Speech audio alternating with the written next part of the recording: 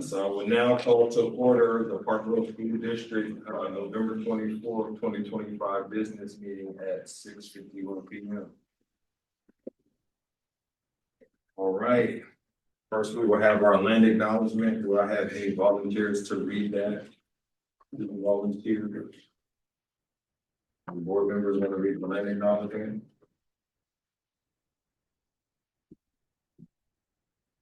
Read it.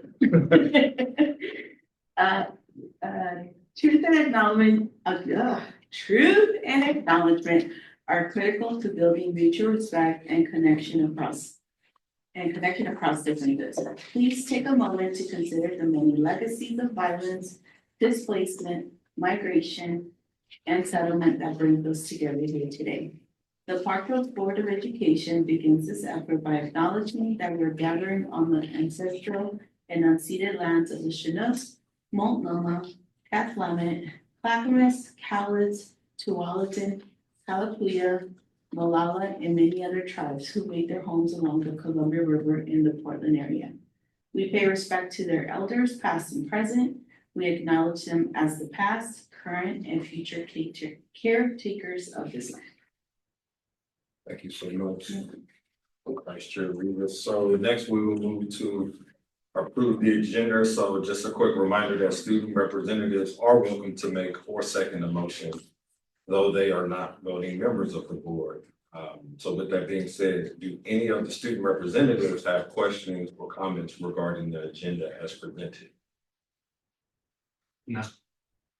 All righty. So with that being said, do I hear a motion to approve or amend tonight's meeting agenda?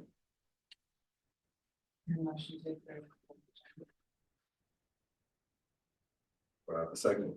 I said. Any discussion? All right, with that being said, all in favor of approving tonight's meeting agenda, please signify by saying aye. Aye. Any opposed? All right, the motion to approve the agenda passes. So next is our public comment procedure. If you wish to submit a public comment online before or during this board meeting, please follow the link to the electronic public comment form before the reading of public comments on the agenda. For in-person public comment, please fill out an intent to speak card located on the table by the door and hand it to our wonderful board administrative assistant. Next, we will move to presentations. So our first presentation is by none other than the amazing Russell Principal, Sam Regation. Oh, you're so kind. Is you rolled in? Oh, yeah, you know, I'm rolling. I'm out here. I'm really impressed with you. Nice. Thanks for letting me be here. Thanks for waiting, sorry. Not a problem. I just wanted to say hi. And Adolfo, I haven't met you yet, so it's a pleasure to be here with you. Thank you. And I do see some new faces on this. I see an older face. That's old. Young. But thank you so much for being here. It's just every time I come, it's like a little different setup thing. The tables in the way. Usually you walk and talk. It's a little different because you guys have seen me do presentations before and I'm really data driven when I do my presentations. And this absolutely has no data for you. So it's going to be a little bit different. My style on this one's a little different. And being at Russell, we do a lot of data. So just going to put that up on the table. You won't really see it, but I have something really exciting for you to see. If you haven't been on our campus, we actually have things that are taking off and a lot of things are happening. A lot of things are juggling at our school. I will talk about goals that the board has in mind, but right now I really wanted to share things that were taking place in our building. So Andrew, you can click away. We are actually working on a community green infrastructure. If you don't understand what that is, our school grounds that we have are huge. If you have a lawnmower, you want a big giant one. If you don't have one, you probably just want it to grow. We have a big canopy back there. So the main goal of this infrastructure proposal that we had, grant, was to convert this unused lawn area which was gigantic, into a natural landscape of areas. And I'm gonna be able to show you some picture. Trees and ecosystems, student learning opportunities that's up here. We want to use the 2 acres of the 5.8 acres that we have, not including the fields, the soccer fields and the softball, baseball fields and the kickball fields that we have, not using those. We want to expand that tree canopy. It's 7% right now. We would like to use about 5% of that. And we want to do some native planting. We just want to connect our grounds that we have onto a cultural level as well as that ecological level. And really it's going to become a learning environment for our students. Our neighbors around us, you know, they're going to also get a benefit of taking a look at what this is going to be looking like. They're already quite excited with what we're doing. We want to be able to use this as a water catchment, resource reduction. Drought tolerant is going to be crucial for us because there is no watering system for what we're doing. We're counting on Mother Nature to come in, which has done a wonderful job so far for us. The soil health we have noticed is a little bit clayish. We have been digging this past weekend. We already have done a community event and using an auger for myself. I'm a little bit bruised, trying to get down on the clay. We did about 200 to 300 plants this weekend myself with the auger. So it's been a lot of fun. But we are using logs, they call them nurse logs. I'm learning so much that we're laying them down and they actually decompose in because they're feeding the grounds for our plants. The boulders have been brought in. They're just for pleasing effects at this point, but also underneath are bugs and worms and everything else you can think of for nature. And for us, even before we started, the students are learning what's taking place and just connecting with nature in our back school grounds. But here's the priorities for our situation. We just want it to be large, low maintenance, storm and drought resistant trees. We need that to be my first priority. When this first was an idea, I had a parent come up to me and said, hey, I've got this great idea. And I thought, oh, I love ideas. So we can make this area, one area, beautiful. I think we can bring in some bees and some trees and it's a learning situation. I said, this sounds lovely. What do I have to do? He says, absolutely nothing. I said, I'd love it even more. It's now the whole school ground and I've done weeks on this and my back is hurting and my hands are filled with just calluses and I'm absolutely loving it. And students are coming and parents are coming and the community comes out and watches us do this. And I'm like, here's some gloves coming into play. And so low maintenance for the district. Meeting with Cherie, meeting with Robin, there were a lot of things. I know there's a lot of work you're doing, but we want to make sure that our maintenance crew doesn't have a lot of work to do. That was really important for me. We are using native plants. It's really important for us to maintain what we have in Oregon. The wooden biomass, I talked about, these logs are being brought in. I'm thinking, where are all these coming from? What did we chop down? Nothing. It's just stuff that's pulled off and laid down for us. And we want to go ahead and educate and manage what we have for our students in the building. We're using our own curriculum for this. So what we brought in that Andre has gone through, Antoinette's gone through, Michael's gone through, is what we're incorporating in our planting. And it's strengthening our community even before we know it. This is actually bringing our community together. The grant that we've had funded is close to $174,000 that we brought in, which by the way is the largest funding project in the state of Oregon for an elementary school. No general funds being used. Nothing so far. Nothing so far. If you take a look at the picture that we have here, these are the areas of our school in green that we have scraped and we're planting and we're taking over. So that is what we're using. We haven't touched any of the fields. I've stayed away from the areas that Jimmy, our PE teacher, has been using when he is working. Oh, boy, I'm a talker. So that is what it looks like when we are starting to plant. When you click to the next photo, this is an aerial view of what we scraped. So you can tell that it's a little dry. This was taken, I think, probably early September, maybe about even in July, of things that we've done. So you can see what's going on. If you go one more photo, it's from another vantage point of our building. So you can see how big things are at our building.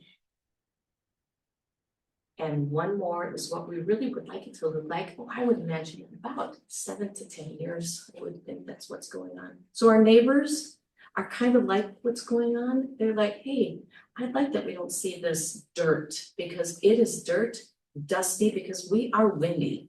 That area blows right up. It's so cold, so dusty, so windy, but this is actually gonna be something really nice for our community. Number one, makes me feel good about that. And number two, for our students to be able to have learning centers, stations. We also, which isn't shown on here, is a garden that we're starting now to mesh with. And that's coming with another grant that's being funded. And so we can actually come and work together with that garden grant and another learning situation for our But we haven't students. gotten the grant yet, we haven't applied for it yet. Yeah, we already have It's our happening. It's garden in the working. process. It's in a process. So if you're looking at the left side of the screen, our garden, which meshes beautifully because I'm telling you, those vegetables are absolutely delicious. Our garden is right here. And it is perfect with what we're doing. And they have people teaching those courses. And actually, they're starting to teach already. They have it signed up. And our classes run through all the way through the end of January. So they're already working at that garden. So for us, I mean, it has become this really natural place for students to have hands-on learning with the science curriculum that we have going on, as well as with it's just tasting. You go outside and you can eat out the garden right now if you wanted to. It's already booming. But to have something like this coming up with Russell and Park Rose, I'm pretty happy, pretty proud of it. And they can incorporate all the science and our math and our reading and research. I'm all for it. So for me, this is, when I say everything is happening here at Park Rose and happening at Russell, I just encompass that whole environment that we're doing because we're creating this environment. And I just wanted you to know, if you click over another slide, this is some of the work that's going on. When I looked at it, I thought, oh, we have machines, I'm in. 100% I'm into this. And do another slide. We're going, I had to put my little boy in this, that's a little bit more. He's on the left. With his tractor going on the right, and do another slide coming over. Our next steps. The weed control is huge for us. Nothing in there is used with any kind of chemicals. The inoculation, since that soil is so clay hard, we're adding bacteria in there in terms of fungus, just so that we can enhance that soil. We have volunteers coming in, our students are coming in and doing this, Elevate. I just want to get a plug in with Elevate. We're going to start getting them in to start doing some planting. We just had a community event this weekend, and we'll do another planting late in the winter. We should have this completed with planting by March. And we have a 3-year maintenance plan on this, and that was included in the grant. So I'm hoping we can keep this going. And what I'd like to see is every area is dedicated to our Indigenous peoples. And we also have a student that we lost in previous years. I'd like to see one of those areas dedicated to that student. So that's the progression that we're taking with this. So when I tell you that we're not doing data now, I'm hoping you understand why, because I really needed you to know what's going on in our school. It's important for you as a school board to understand what's taking place at our school. So you're not like, what's going on at Russell? You should know what's going on. That's important for you. That was one of my things. I'm hoping that I can take questions with this, and that's to let you know we're establishing what's going on. And do one more. And that's just, I'm kind of punny in a weird nerd way. One small step for our Rockets, giant difference for our community. Just want to build that community in. It's important for me as one of my goals to be able to have community interest in what's taking place. I will take questions with going on there, but I also wanted to know with MTSS, it's really big. I do have handouts for you to look at when you get done. If you have any questions about this, I'd love to take those and then get into this just quickly. Anything about our infrastructure, I'd love to answer. I might not have the right response, but I can see what I can do. I'll start with our student right now. You have any questions? No questions. No question, thank you. No questions. Will students be able to go out and like look at these natural areas during like break time for themselves?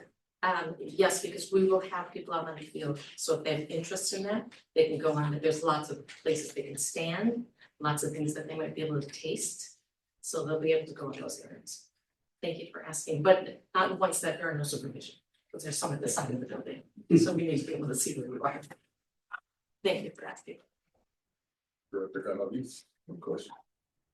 No questions. I think my question you answered was around the maintenance of it. And whenever I think about gardening and all that, I'm like, what about next year or the year after? So I'm happy to hear about that because I worry about the work and the funding there. But super excited to see it. That's awesome. I have a few questions. So I really love this and thank you for being here. My first question is. Who have you partnered with in regards to like getting like native plants back into the area? Like have you partnered with NAIA or like. We're, I'm working with Ian right now and he is part of, and it just, I knew I should have wrote it down. I'm wondering if Cherie can help me with that. I'll look it up. Thank you so much. And he has partnered with people who have worked on our native plants, and working with the state of Oregon on it. Yeah, cause I know like. Just from the community, like NAIA kind of had some collaboration with the Chloe Park and they have beautiful space that can build there. So kind of was curious to see if that's something that kind of. That's some of their input as far as like providing some of their ideas. Or referring you to the proper leaders that can provide those types of ideas and further guidance and presentation of having that indigenous input within the land. Mhm. Yeah. Thank you. My second question is, I really like how you said bees, so like pollinators are really awesome. And I know there's like various different pollinating programs, so like, and I don't know like how that would be a player, if it's even something to consider along with the garden. But it's kind of like beekeepers there, maybe you kind of like. I'm just curious to see if that's something that's thought about or not really. That has not come up on our plate yet. That would definitely have to be in this direction. And my last question is, throughout the layout, will there be like, I guess, paths that committee members can stay on the path and upset the ecological? They're already preset, so our logs are already going through for paths for people to take. So they're already, right now they're flagged out, and that's where we're laying our logs at this moment. Phoenix Habitat. Phoenix Habitats, thank you so much. Great questions. Thanks for putting me on the spot. I love that. No questions. I just, again, appreciate you coming. I was lucky enough to get a preview of this when I came out for the lunch celebration. So I appreciate you coming to let everyone know. Thank you, Josh. I appreciate it. I agree.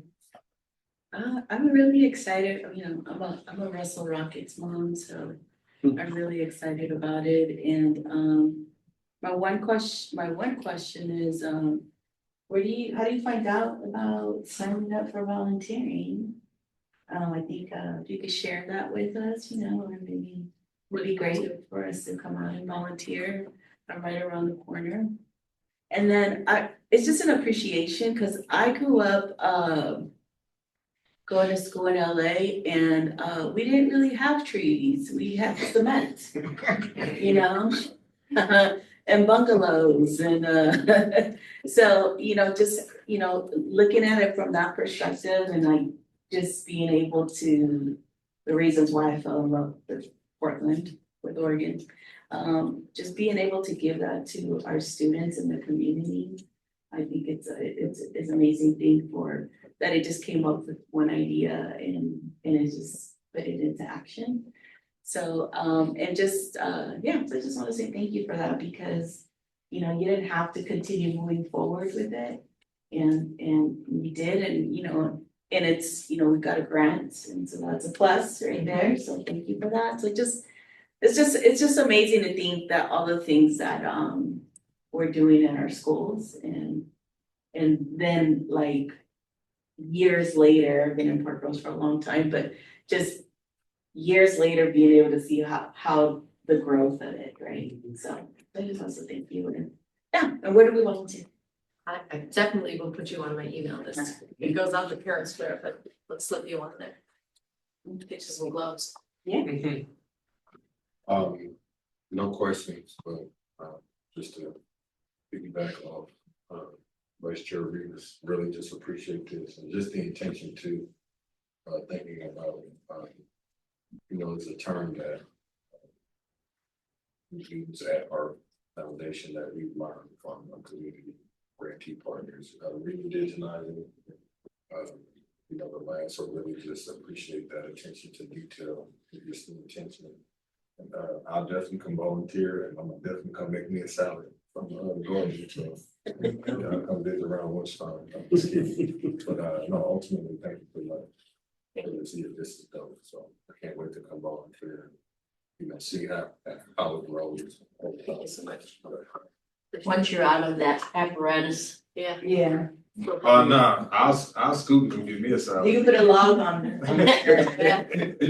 You keep going. You put like one of those land lifters on the Right. front. Exactly. I'll drive you. I'll get you on the scoop and I'll drive you. That experience. I do know that,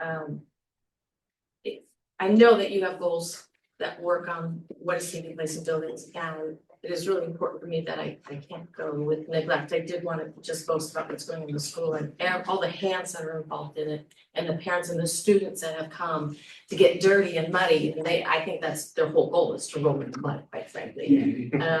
And sometimes we're just cleaning up a little bit more, but it's neat to see them play and to see the parents get invested in this, and the students are really loving to see all the vehicles during the day. When they're coming in and starting to do a little bit more work. But I also want you to know that it is important for me to show that we are pushing in the school, and we're pushing our data, and we're pushing what we're doing for students academically. And this is just one factor in the building. But if you can, like, before you go, take a look, because I really do want to share that we are working with our WIN system, and we've talked about what students need. And that is here, so you can see what's taking place in the building. When you come and visit, it's always open for you. If you get a chance to leave school, it's open for you to come in and visit as well. And also with the system of what's taking place. So when students do need assistance and they're referred for help, we do have a process that you can follow. So I will leave this for you to take a look at. So you can see how students run through our process with our teams, because that was something that we needed to work on, done by data and done by just a survey that we have to do, saying what kind of process are you using in the building, whether it was teacher referred or parent referred. So I want to make sure that you guys have that in your hands so you can see what's taking place at Russell that's changed to simplify our process, and what we're doing as a nutshell with students referring in order to assist them to get through, to give them the help they need, the one-on-one help or the group help that they needed. So I'm gonna leave this with you because I know I've taken now probably 20 minutes. So I'm gonna keep this here, just in case I can need it, but I wanna make it more in time than I need, and I'm gonna thank you for letting me be here tonight. Thank you, Sam. Yeah. And please come and see, and anytime you just come to school, I will take you through. Anytime you come in, I will take you through the building. And get you some lunch over the garden. If there's any left, quite frankly. Thank you. Thank you. Send me an email if you need anything. Thank you. Ready. Next PFA monthly report is. I do not see a PFA rep online or in person Conferences tonight, Oh. here are conferences, so. or OSCA. Alrighty.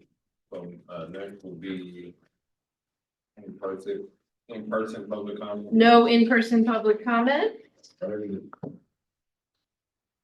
Alright, so next on the agenda will be the consent agenda. So consent agenda items are items of routine business that are voted on in a block. Board members may state brief clarifying questions or comments after a motion is seconded. For lengthy deliberation of an item, board members or student representatives made motion for an amended consent agenda, removing an item from the list and consider it as a separate motion later under action items. Do any of the student representatives have any questions or comments regarding the consent agenda? Items listed. Yes, sir. Wasn't we by resignations, high school CTE teacher Serena Fong? Like, is it just from the school in general or just from that position? From the, kind of all of it. And I think this is the first that it's public, and I'm guessing, since you're asking, she may not have said anything to students yet. So obviously it's a public meeting, so obviously it's public, and I think this was recent, and obviously personal circumstances are only fair for Ms. Fong to share, because they are personal. But anytime someone leaves, we have to give public notice to the board that someone's resigned, and that then there's a process to replacing that person. But I also want to give Ms. Fong time to be able to share with leadership, because I know Ms. Fong is the leadership teacher. And this was not a, I think, easy decision, and there are circumstances that it's for her to explain, which is me to explain in the public meeting. But yeah, it is official, and there's a period of time, she's not leaving tomorrow. So you will see her again, and I think she's planning on being here for a little bit past the winter break. To be fair, but yes. She was at conferences today, it's Yeah, I'm afraid that she probably was planning to deliver news to students in a particular way, and I mean, I believe it was a week ago we got the resignation that we've been aware of for a while, but obviously sometimes it just doesn't come public till it is on the board agenda, so. So maybe we have a little debrief in private before you all meet, so we can just kind of talk about how to navigate that, support Ms. Fong in her decision. So, quick, did you want to do that with all of us or just? I think what we could probably do is just do it at the end of the Yeah, day. that's what I meant. Yeah, you guys are welcome to, you should all gotta be part of that. I mean, it's kind of a lesson learned, like, we have student representatives, this is a person they're particularly connected to because she is the teacher of leadership. And it's end of November, right? Like, resignations aren't typical in the middle of the year. You typically see a lot of them at the end of the year, at the beginning of the year, but just so happens. But in the end, I feel like it's her role to kind of share with you like the why of this. I can give you a little bit more context in private. I do want to speak out loud to extended travel, because this is a significant travel event. We don't do big trips like this very often. So the band, the choir, and the dance team are all going down to Disneyland to perform in May. All of this is being fundraised for those of you who have kids who are involved, or you know that there's lots of fundraising still to happen, but this travel request is put in now, obviously, so you know about it, but also to secure like better lodging rates, because if we reserve now, it's significantly cheaper for there's a large number of kids. I don't even know off the top of my head. It's in the extended travel request, but I just wanted to highlight that for you also in case you had questions before voting. Bands alone is. So, yeah. That's it. Yeah, it's a really cool, I mean, obviously incredible experience to be able to travel down to Anaheim and perform at Disneyland, and to do it as a collective district of multiple groups is pretty special.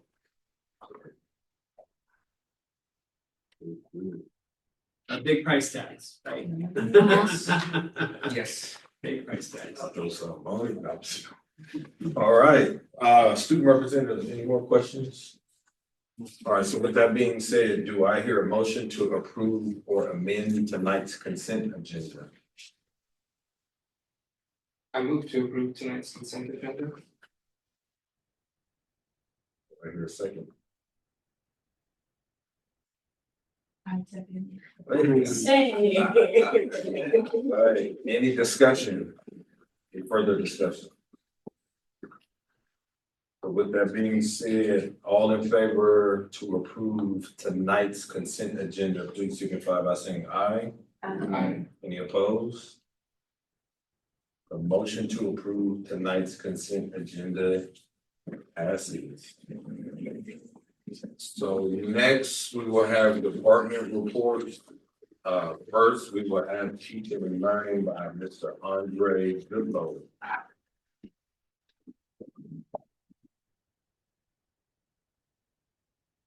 Thanks for having me.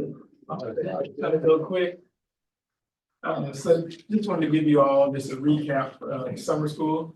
As you know, we were one of the many school districts in Oregon that received a summer learning grant, which allowed us to provide ongoing service for students starting in July all the way to mid-August. So just want to give you a recap of how many students we serve. So we ran the program K-12, but we also had some students who came back who didn't graduate with enough credits that came back and earned their diploma in summer school as well. So we were allocated $415,000 to run summer school programming. The goal was to get as many students as we could, but also to enhance those literacy skills and also mathematics skills. And for our high school students, make sure that they had opportunities to earn the credits that they needed to get back on track for graduation. But then, and also, as you see in this picture, it was an opportunity for us to have exposure and enrichment activities for students that they normally don't get during the school year by bringing in different partners. Some of that is further along in the presentation. So we ran 4 programs, starting with our Park Rose Early Kinder program, which was a 2-week onboarding program in August. So the first 2 weeks in August, we invited students who just finished their preschool to come into our half-a-day program for 2 weeks and get acclimated and get ready for kindergarten. So looking at our 4-year-old babies, now that are 5, entering the K-12 system for the first time. So it was a way to onboard them and then work with their teachers at each specific classroom. So each elementary school had a classroom. So we had 4 different classrooms ranging with kids, classrooms of 8 all the way up to 15. So it was a good opportunity for them to work with the EA, but also get opportunity to work with the classroom teachers. The second program we had, which was probably our biggest attended program, was the Park Rose Elementary program. It was a 4-week program, full-day program with academics, heavy academics in the morning, and then enrichment in the afternoon. And that was a 4-week program for the whole month of July. We were also able to hire some of our folks in the building that work alongside of our young students to be mentors and also get paid during the summer. The next program was our Park Rose Middle School summer program. This is the first time we expanded to having 7th and 8th graders in our summer programming. Usually we just cut off at 6, and then 7th graders didn't have nothing. 8th graders had a transition program, but with the funding, and we felt like we were missing those kids in middle school to provide them service. So we partnered with the SUN program at the middle school. We provided the academics in the morning, and they supported with enrichment in the afternoon. And it's an opportunity for them to get acclimated with the SUN program and also meet the SUN director. And then the high school program was more of a credit recovery program for students that were already in high school. But Mr. Keys also ran the 8th grade and 9th grade transition program, where it got a handful of 8th graders, roughly about 20 students into the building and working with some teachers, doing some fun activities, and they left the program with elective credit. So programs 2, 3, and 4 were 4 weeks programs for the month of July. And this is just a snapshot of how many students attended, how many staff members we had, the different community partners that were available, and then also the number of high school credits that were earned from our high school students. And this is just a breakdown of, so this is a breakdown of the current grade level. So this is 24, 25. So you see kinder, last year they were preschool, 1st graders for kindergarten this year, so we're projected up. But you can see the breakdown of the number of students who attended per grade level using their current grade level this year. And then this is based off of last year's school, so last year, what school building the students were in. A distribution chart of what schools had the most representation across the country. As you can see, our middle school program only has 23, but that was the area where we want to grow, so those should go up hopefully next year. And this is just a staffing breakdown, so we had about 141 staff, but we also had volunteers for the Sage Mentors came in. And there's some mentoring, reading mentoring with our students, we're one-on-one with our struggling readers. We also had some, our partners gave us about 16 staff members. We had 46 licensed staff, 44 student workers, high school and post-high students. And then we had about 22 classified staff. So that's EA, front office staff, security, that supported all the program. This is just a huge shout out to our partners. Even though we have 141 staff members, we couldn't do a lot of the support without these partners who came in, ran programs in the afternoon, supported our students with those enrichment and activities. Elevate also took their students on a lot of exploration and field trips outside of the school building, which our students were grateful to have. Oregon Ballet, top ballet to our students in elementary. National Invention Hall of Fame provided us with some science hands-on kits for kids that have a science rotation in the afternoon.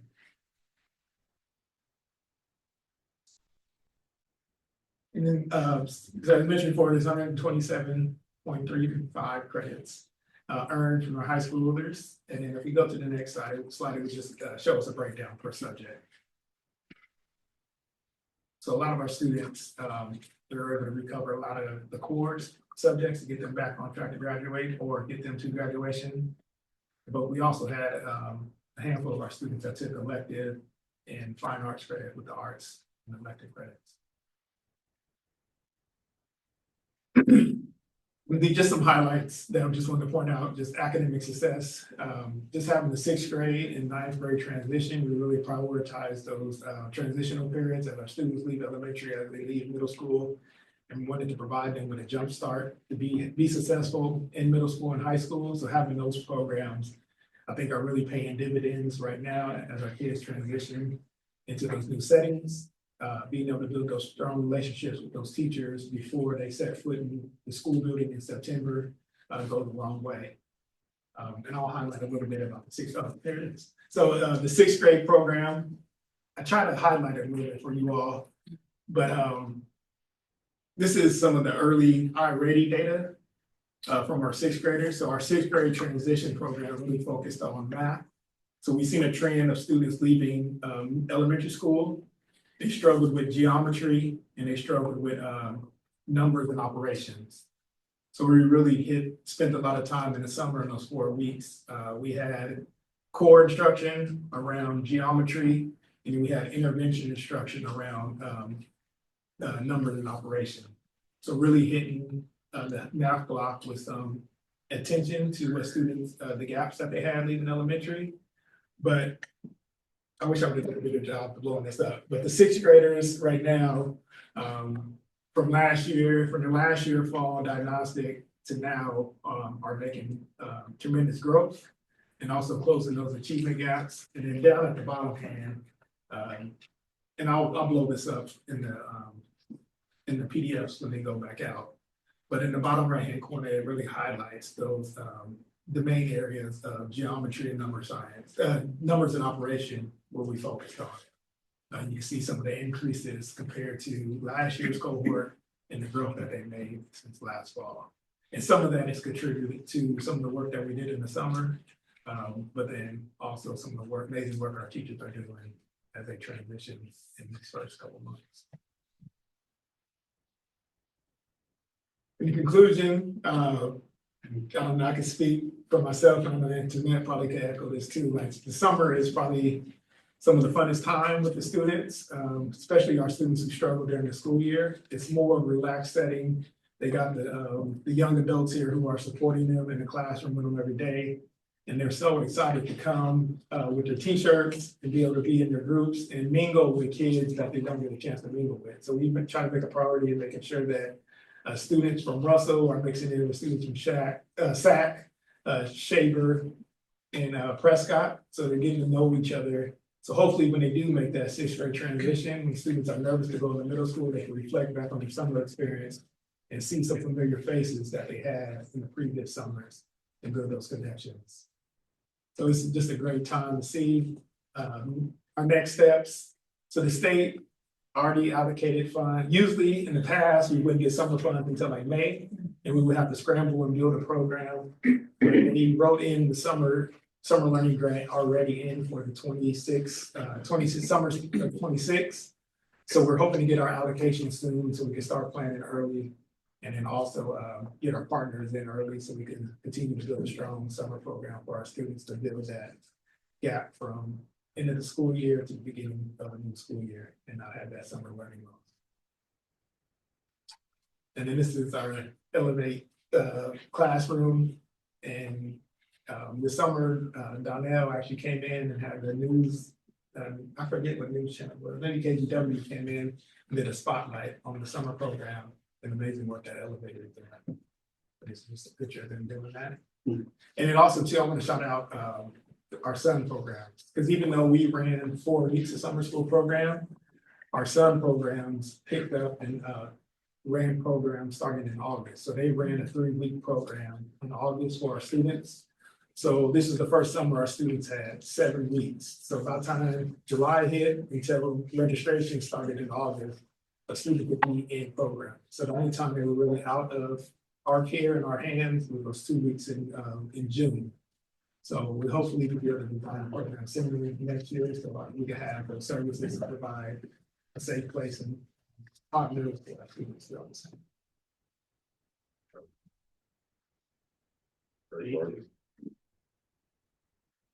So, Chris, you have any questions or comments? No comments. No.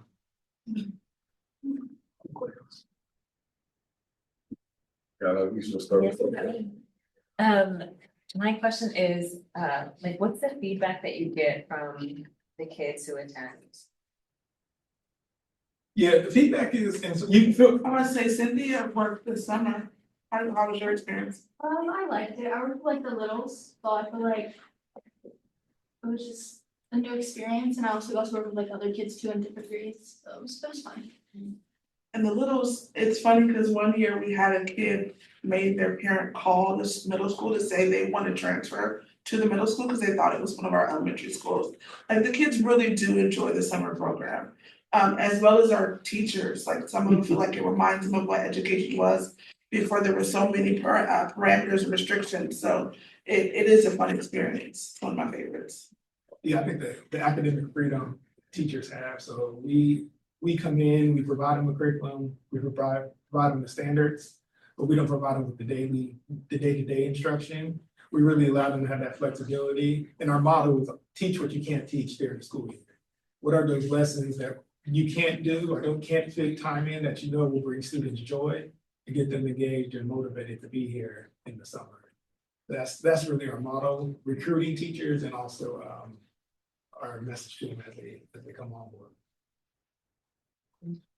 Yeah, I think a great indicator just from seeing from afar is that like the teacher feedback is evident in that a lot of summers.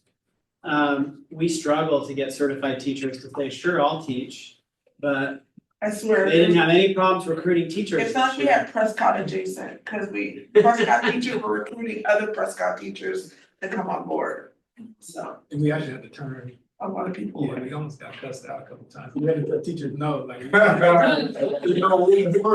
they're so accustomed to just saying, I want this job, I can have, in summer, nobody wants to work, but we had to tell about 4 or 5 teachers that you could be on an alternate list or a sub list. And then, I'm looking forward to planning next summer, but, it's gonna be hard to kind of, hire the staff. And you want to respect the ones that did it the last couple of years.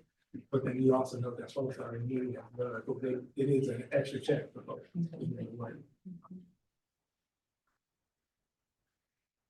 Any more questions? Right. I just want to say thank you for being here, great presentation, and I hope that this next year, those 2 weeks of June, there could be some things available for kids, so yeah, so I got to say. No questions, but thank you so much. That was, and I appreciate all of the work that you and Angela have put into our summer programs. Thank you guys very much. I just want to say thank you, and for the students, that were making up credits.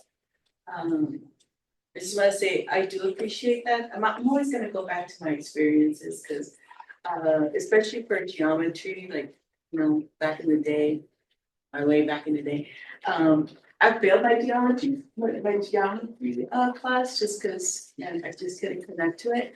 But then when I went to summer school, and I think that's when you're talking about the experience of the teachers, like, it's not as, I just, I think they have time to teach different.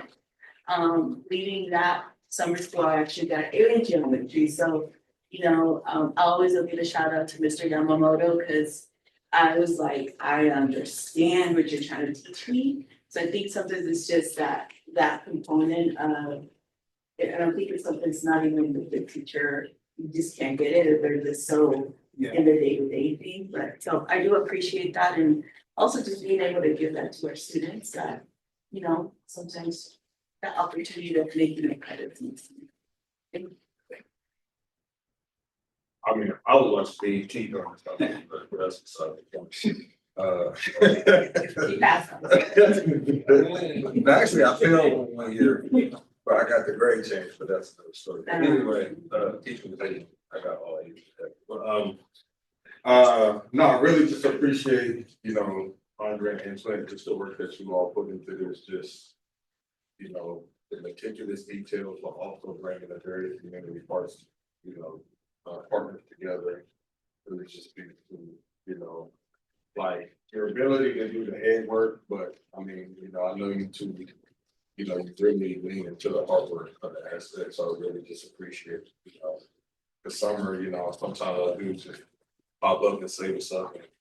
And them summer programs cracking. Yeah, I don't be wanting to go home, but I have to go do work and compete. So really just appreciate, y'all continuing to build the culture of the district. Yeah, personally, call me biased, but I think Parkland probably has the best summer program. You think about school district in the state. If anybody disagree, and you tell them come see. That's it. I do want to say, Elevate does have like a sports entry too that they run in June. So we do provide some activities, but it's not that good. We always try to keep our kids somehow.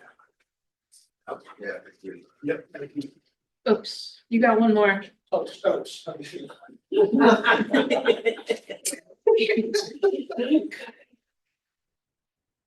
yes, so I know, we talked about the student investment account.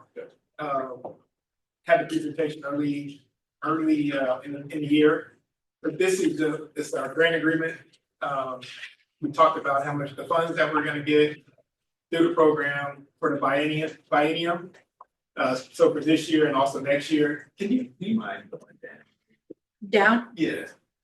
So this just goes over the details of the grant agreement. You might have seen it already. Done? Yeah. But this is some of the biggest peaks too. So our current allocations, and then for the first year, and then also the second year current allocation that was revised. So we did take a dip. There were some small cuts to the student investment account funds.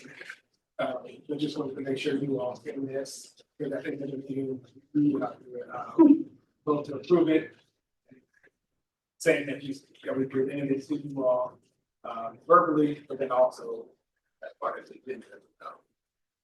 But if there's any questions, I don't know if you all have any questions around it. More formalities.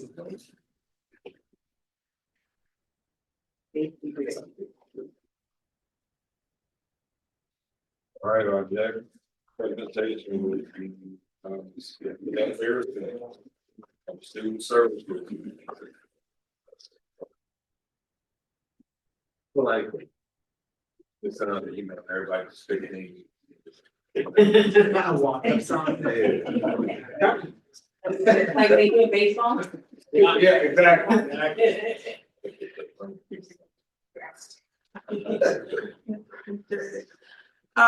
I'm here to present just a snapshot of like what Parent Square is, but more of ways that we can measure parent engagement with the platform. So for those who are not familiar with it, it is a unified platform that allows us to kind of merge 4 different programs that we've had in the past into one platform. So we're able, it operates almost like a Facebook kind of interface if you've used it. And it allows us to communicate with our families in over 100 languages.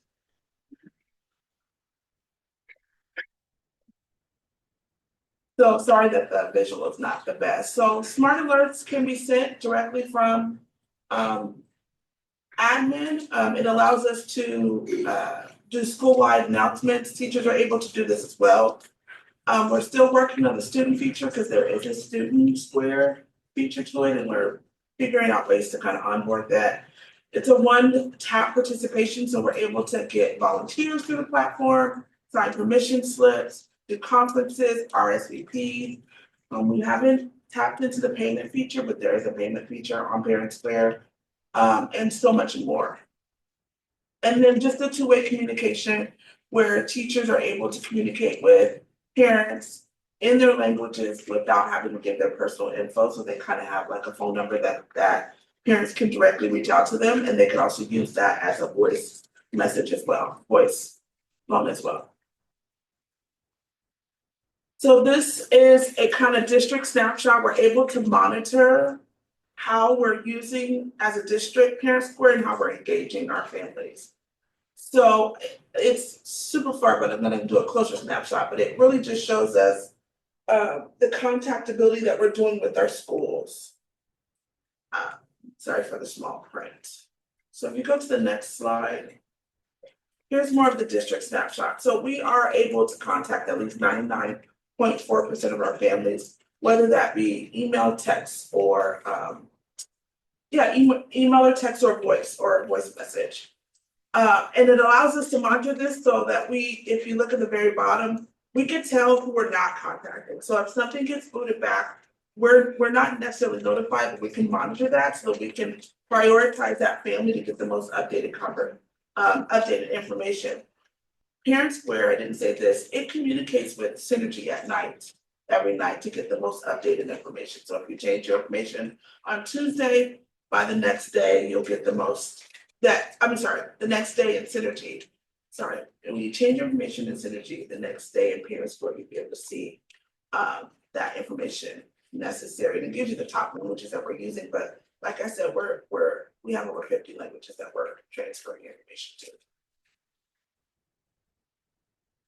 This one tells us which families are reached, which methods that we're reaching them through. The first one is email, the second one is text message, and the last one I think is through the app. So you can get this on the as a website feature, or you can download the app and interact with it that way.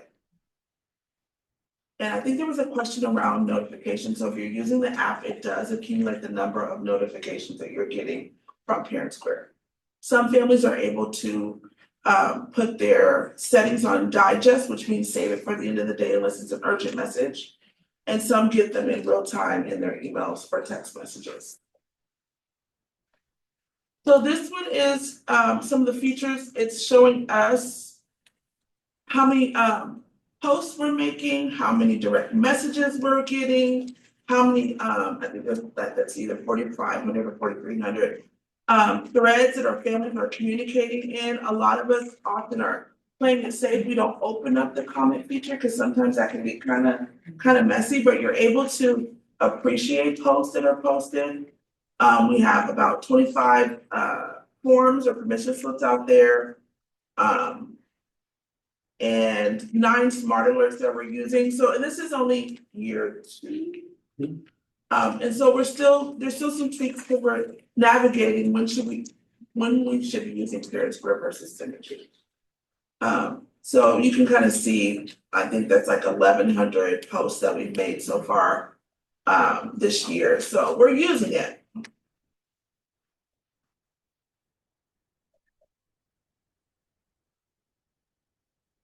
This is just how our parents are interacting, so through comments, through appreciations, which is just like the heart on Facebook. RSVPs who's volunteering through the app. I know some of our schools are using the app to sign up for our washer and dryer services that we have at some of our elementary schools. So that is something that we are using currently. This kind of shows our top schools, I believe, that are using Parent Square consistently with posts. And our top author, Andrea, is often the top one because she's promoting on behalf of the entire district. So anything she gets, she's posting, so I think she's always gonna be a number one. And Nicole Maynard is next in line at the high school, so you can kind of see. And principals are able to monitor the same data for their particular schools as well.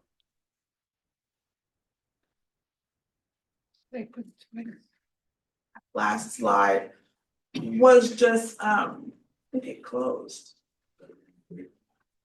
Yeah.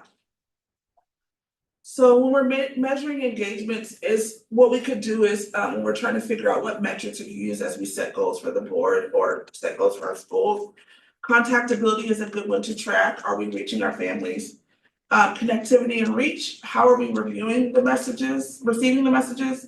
Listening to metrics, are families open and viewing and clicking on communication? That is another area that's in Parent Square that we could track as a parent, not just gets it, but are they opening our messages? Interactions, so are they RSVPing, are they commenting, or are they appreciating our posts? Are they filling out the permissions slips that are being sent out? And then satisfaction, we could always send surveys through Parent Square to collect real-time feedback. So this should be able to help us set our targets in the future. That's the last slide. Right. And start with you, Marlon, any questions? No questions. Yeah. Yeah. Sorry. I don't have a question about this, but I do have a question. What is the washer and dryer service? They're at Russell, Prescott. And Sacramento. yes, thank you. So families can sign up to use a washer and dryer that's housed in the school during the school day, I believe, but they sign up when they can come in and use that. And that's about 2 years old, right? Yeah, so we have partnered with Whirlpool, and Everyday Counts. So they, we were selected as this community with low income and attendance needs. So we joined their data collection and surveys, and in return, they provided all 3 of those schools with washer and dryer. So their Whirlpool's mission was if students have clean clothes and a place to wash their clothes, with that increased attendance in elementary school students. So we're able to collect data to see who's using it and why. A lot of the data right now is saying just some of our families, it's not really an attendance thing, but it's more of access. They don't have access to washer and dryer, or their washer and dryer is broke, so that's where they're coming in. So, but yeah, each school, Prescott has a big community room where parents can come in and actually get on the computer, do work, but then while their clothes wash and dry. Prescott's setup is more, Russell's setup is more of a drop off and wait, and then come back and wash and dry. And then Sacramento is kind of a hybrid between both. I forgot to mention that Parent Square does help a lot with attendance. So as far as like I think for the first time in a long time, at least since I've been here, we had an auto dialer that would just let you know that your kid is absent that day, but it wouldn't speak specifically to periods for middle and high school. So now families can get not just the text message alerts, but voice messaging saying if their child has missed a period or missed a day. And parents are able to communicate through Parent Square when they get the alert, oh, my child's sick, and then it'll update by the end of the day. But it's community, it's not very called. Okay. There's any questions or comments? I like Current Square and also get the email and text. I like how it's integrated for all three modalities. Pretty awesome. I guess my question is more, and I know you said it's still in development, but I guess like the funding option, like the paying option, or is that just for like parents funding the student, like be there or? On a wish list, if this is a wish list and she's looking at me, so I'm just saying it's a wish list because she's over there. Ideally, like if your child has a permission slip coming up or there's a fundraiser coming up, you can interact with the Parent Square to make the payment versus having to come into the school and make the payment. So But Sheree it's is a not wish the one that- list and Sheree has a lot on her plate. And so, yeah. I'm about to call. I think one of the drawbacks, one of our hesitations is it does charge a fee for parents to, so if you're contributing $10, it's gonna charge you, I don't I know. think 3.25%. So that's always a problem too, right? Whenever you go to pay for something and realize like, oh, there's a 3% surcharge on it. Like, on this privilege. Water bill. So, yeah. So hopefully we'll be able to navigate that, because ideally, particularly for high school students, there are lots of fees that parents often are not paying, the students are paying. And we wanna kind of catch up and make that easier. Think about this big field trip down to Anaheim. It would be more convenient if we had easier electronic ways for people to contribute. I was lucky to use my own to check them. Yeah, for the high school, And we're charging next week. yeah. They partner with a company called Stripe. So I think that's. Yeah, striping, striping trying to get it. Yeah. I just wonder if there'd be like a potential grant or something that could cover those fees, you know, and then that way we just be open to have donation transactions with no fees, and the potential that it could have towards fundraising or even, you know, field trips and also like parents want farming, the side thing where like students can get funds on them simply or. Oh, lunch and stuff. Yeah. I think that some schools do use it for that feature as well, like you could pay your child lunch and somehow that it communicates with the system. I don't know of any Oregon schools, but I know like some of the other states are using it in that way. We had mealtime and all our students eat free. So, but it doesn't interface with mealtime. My concern is the firewall, and since we don't have a large tech department, the interface of the firewall and the security of parents, I have not had enough time to do my due diligence, and I know she wants me to go ahead and say yes, but I have not said I am yes. being patient. She is being very patient. It's on my to-do.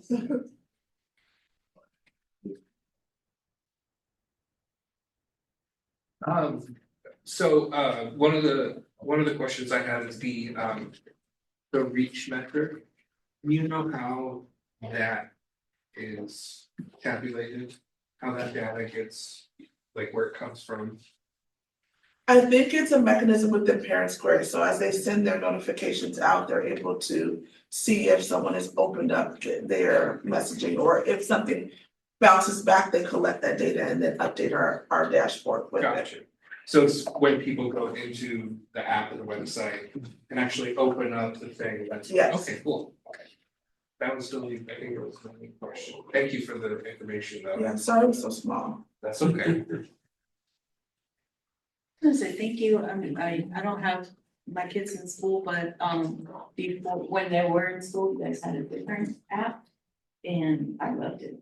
Paramedic? Paramedic is still, Was it it's still Paramedic? active, Okay. yeah, there's just certain things that Parent Square can do that Paramedic can't. Yeah. But it's still They active. stayed in this. Yeah. And one thing to keep in mind is Paramedic is still good for like grades. That's what I was gonna And, ask, yeah. is that? Yeah, cause we can't, there's no grade component to Okay. this is just communication. That's a difference. So Parent Square is just the communication piece, Parent View is the grades. and- Yes, yes. And you can still communicate with the computers. Yes. and- Yeah, okay. Okay. Is this compatible with my face? I'm kidding. No, I don't have any questions. Yeah, just thank you. I mean, it just seems like very extensive, like just keeping up with everything, so. Just appreciate their attention and detail and sharing it. But one maybe hypothetical question, like, what if someone were to develop? I guess would it be easier, like, thinking about like synergy, Prairie View and Parent Square? Like, if hypothetically, someone had an application or software that did all of that together, would it be maybe easier to navigate or? Possibly, I feel like maybe some of the components within those platforms are competitors. But I think that would be genius. I mean, more people on the Northwest are using Parent Square, like Fort Republic just adopted Parent Square. And so it is trending more. I think it was a platform that pre-pandemic, I think it was, or during the pandemic started to kind of find some popularity. So now that it's post-pandemic, a lot of people are wanting to use the platform. So if Synergy could kind of combo with Parent Square, and that's where you can get your grades and all that at the same space, that would be awesome, yeah. It's really good to hear that it's got that much support. Yes. Yeah, that's awesome. Thanks. All right. So next, we're gonna transition to the Board of Education and the first thing, so sharing key takeaways and highlights from the fall regional meeting and the November convention.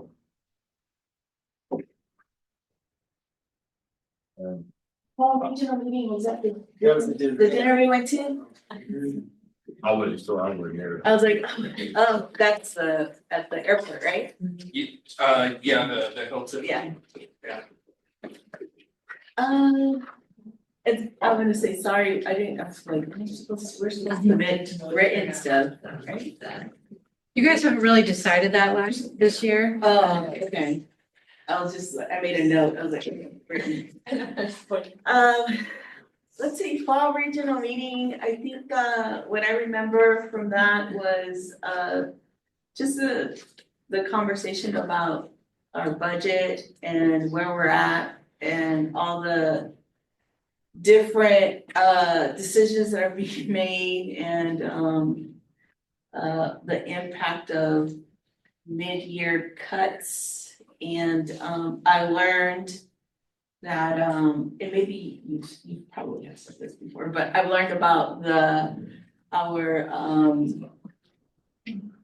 funding, what's it called, that we can tap into? Education Stability Fund. Education Stability Fund, that we do have a fund there that, it's lottery dollars and other. So some of the lottery dollars, about 20% of the lottery dollars, replenishes the Education Stability Fund. So it's not your typical savings account because it does get revenue on a regular basis because some proceeds from lottery goes into the Education Stability Fund. So in the case of an emergency, that fund could be tapped. And I know that we talked, and I definitely want to highlight that at least my personal feeling was I was a little concerned that OSBA didn't really know a whole lot about it. And I hope that the School Boards Association sees that this should be an option now that, like Cherie's gonna talk in a little bit here of just about kind of where things sit with revenue. The revenue forecast was a little more positive this last week, but the unfortunate thing is there's still a deficit that the state is facing. And obviously, how do we, as a collective of advocacy group, when we have an opportunity to advocate, that we have a message? And do we agree, like, we should be using some of the Education Stability Fund? Doesn't mean you're using all $1.2 billion of it, but if you know that there's dollars being replenished and that lottery proceeds actually increased this last revenue forecast. So it is a way to help buoy education during what is going to be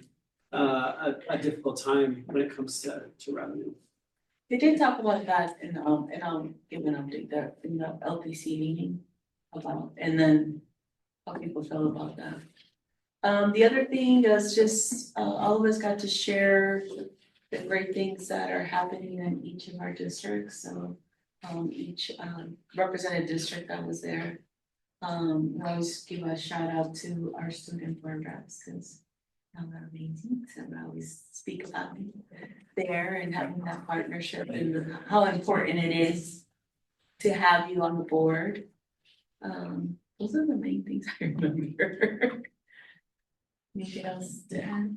One of the things that I remember specifically is it was talking, they had the legislative liaisons kind of stand up and give an overview about what their discussion is gonna be around the biennium fund that was provided to us, and it was a lot of we're gonna be getting these revenue forecasts. We just got one recently, which there's, even though it was positive, there's a lot of from the information that Brenda sent us, there's some kind of pause about how accurate that data was. Because it was just looking at a very short period of time. And that the March, in March, that funding, that fund forecast, that's kind of the most important. Because it's really gonna tell us, like, what do we expect things to look, what do we actually expect things to look like compared to what we thought they were gonna look like 6 months ago? And that's gonna tell us, like, because they talked about how all departments within the legislative needed to put together a 2.5 and then a 5% cut, like projecting what would we cut at 2.5% and at 5%, because if the forecast in March doesn't look good, then Department of Transportation, Department of Education, they're all gonna need to be making cuts in order to make up for whatever shortfall in the budget comes, and it was harrowing. And what I remember specifically is in me asking the question to those that were giving the presentation, what have there been any discussions about looking at the way that we fund education in general, and that funding formula being out of date is, what are those discussions looking like? And the reply that was given was that there's not a real appetite. I think it's the terminology they used from legislators to actually look at that, and it was disheartening, in my opinion, because when you're at a negotiating table, and you're coming and saying, we need to relook at how we're doing funds, and they say, well, we really don't have an appetite, and then it sounded like OSBA was kind of like, oh, okay, well, then we won't discuss that. It's kind of, no. You don't just accept that, oh, we're not really interested in that. It's like, no, you have to present why that's important. You need to provide the data. You need to say, look, yes, your budget that you gave us was record setting, but the costs are also record setting. So it really doesn't matter. And that, anyway, that was kind of my, honestly, I was a little frustrated because it sounded like it just felt like you had the members of the OSBA and legislators being like, hey, we know how this game is played, we know what needs to be done, and this is kind of, and it's kind of like, no. I didn't feel represented. Yeah. I guess is what I'm saying. So that was kind of but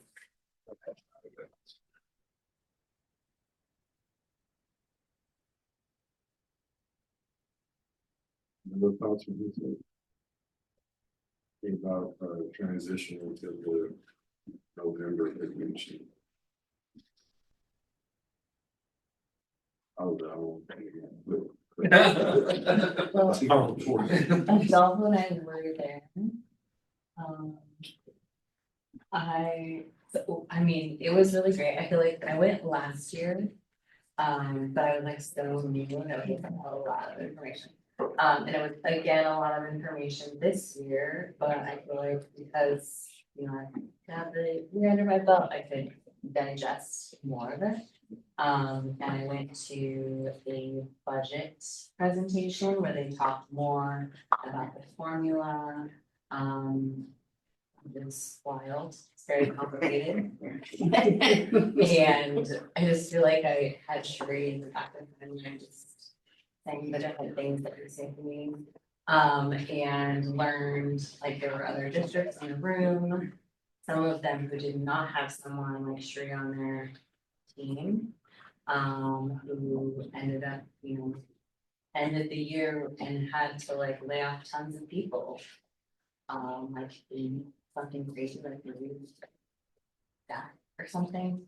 Anyways, so I learned about just how the budget system works and how outdated it is. And it's interesting because I had just heard at the fall regional meeting about the lack of appetite, and then there's all these districts, you know, represented in the room, and everyone is asking for the same thing, that we need to change the outdated formula. So that was interesting. And I also went to the session with that superintendent from Ashland. And I didn't know about the situation they had with budget over the past few years. But similar situation where they had like their finance person like kept a lot of information from them throughout the year. And come like spring, they found out like they didn't have any of these funds that they were supposed to have. And same sort of thing, they were stuck in this place where they had, I'm sure Sharina's done about it, but. I did, I helped mentor the CFO that came in, so. Yeah, so it was a moment where I felt very grateful for having Sheree and someone who like is transparent and like sharing all the information with us and like allowing us to ask questions. Yeah, but I went to the launch. And spent a lot of time with board members from David Douglas. That was nice. Just to get to know more people in the community. So.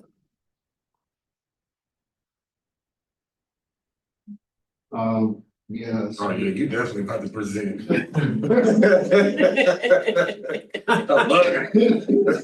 Guys, bag and everything.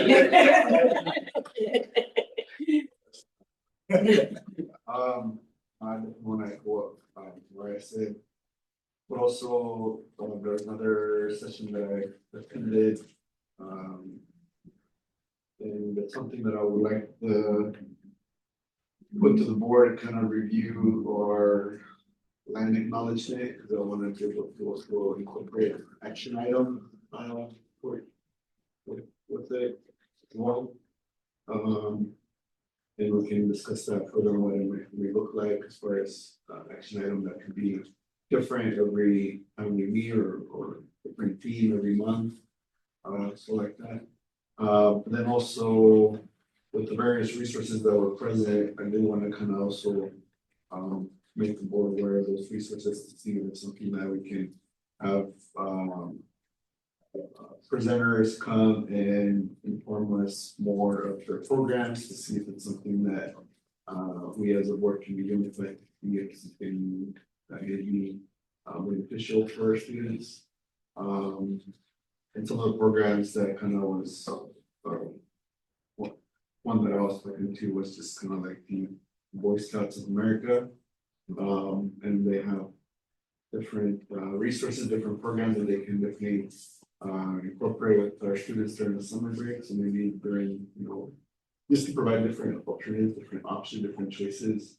And then just kind of see what they have to offer as far as like time span and grade levels and type of commitments and things like that. That was like one of the one of the good, one of the resources that I was tapping into. And then also kind of exploring different,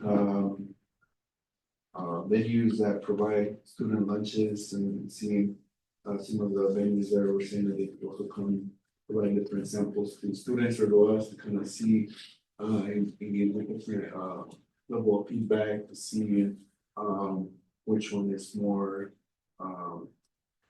geared for the students, like, to see if it's something that, if we can further evaluate to see if it's within our budget and then see if it's something that students prefer.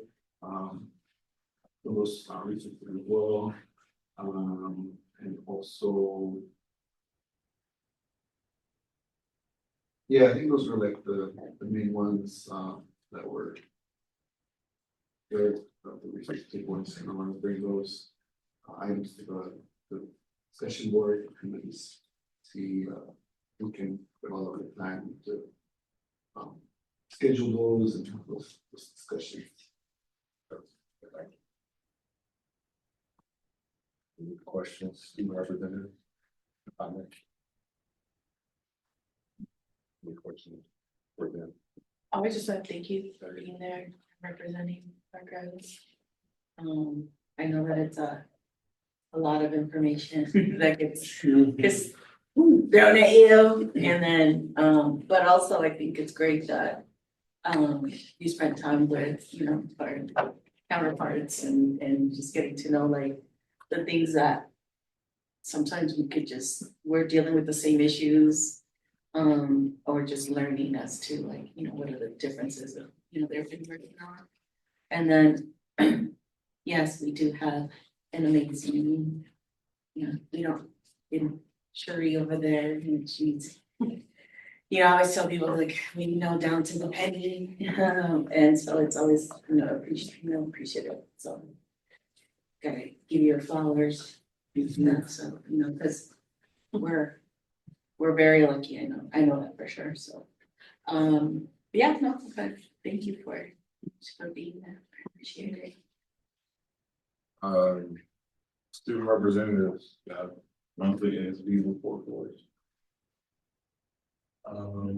So the theater just had their, I believe it was Robinhood. It was a Robinhood. Yes, I wasn't able to see it, my coach was holding me captive for practice, but I heard it was very good. It was good. Oh, you saw it? Yeah. What was the ending that you saw?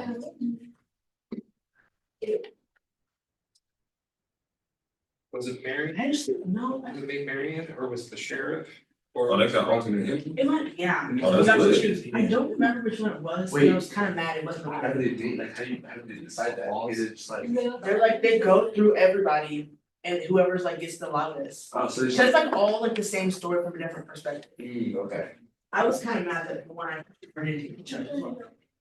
I think I did the last one. It was like, I don't know what it was I called. don't know which one that is. It was like, it was called like Silly Robin Hood or something, or like. I went on because I thought it was funniest, but I think the first one, I think it was just like I think it was the sheriff's Oh, one.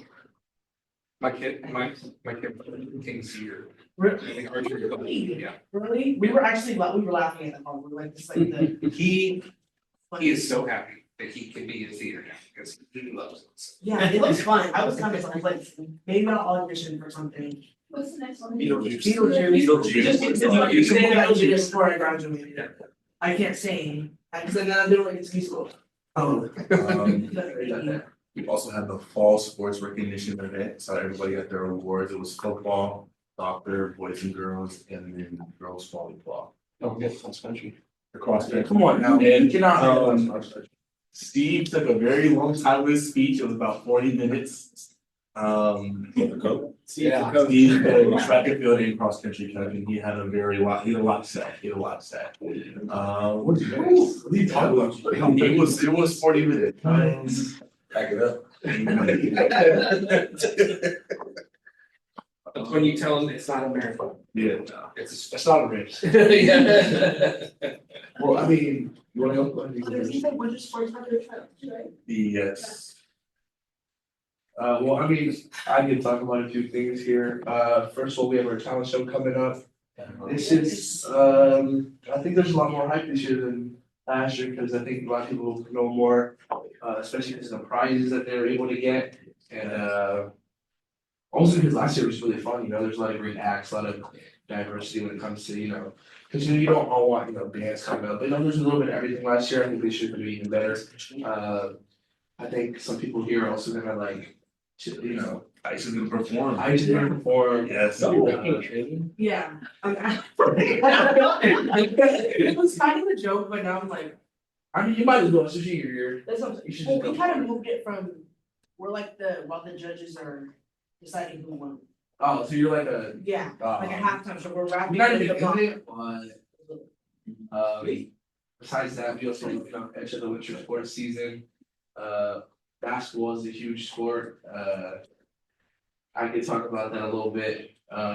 New coaches this year, so you know, it's like a fresh start for everybody, but I think we're getting really comfortable as a team with the coaches. They're tough, but I mean, like, it's a good tough, one of those that gets you really, you know, prepared for life outside of basketball. So I think that's a plus. Also, I think this team is just flowing well. You don't feel left out whenever you're on or off, you know, they make you feel like you're welcome. You know, because with a new group and new coaches, you kind of feel alone or whatnot, but I think a lot of people are filling in, yeah. You guys don't have anything on that? Sounds like different perspective. I mean, like, I don't know, I just, you know. When is the talent show? This is a good thing. I'm Oh, not trying to. before winter break. Yeah. Yeah. Okay, wanna make sure that these guys get invited, so. Yeah. Make sure that's happening. But We have one more is it meeting just before for them. Yeah. So it's. Yeah, it's so- I got one phone. The 13th. Oh, that's- Oh, no, we're in full. Of the Yeah, we- yeah, it's coming up. Whoa. It's gonna be, yeah. Yeah, I was like, How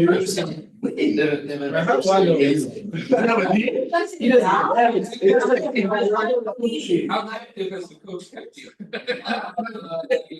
Casino Royale. Yeah.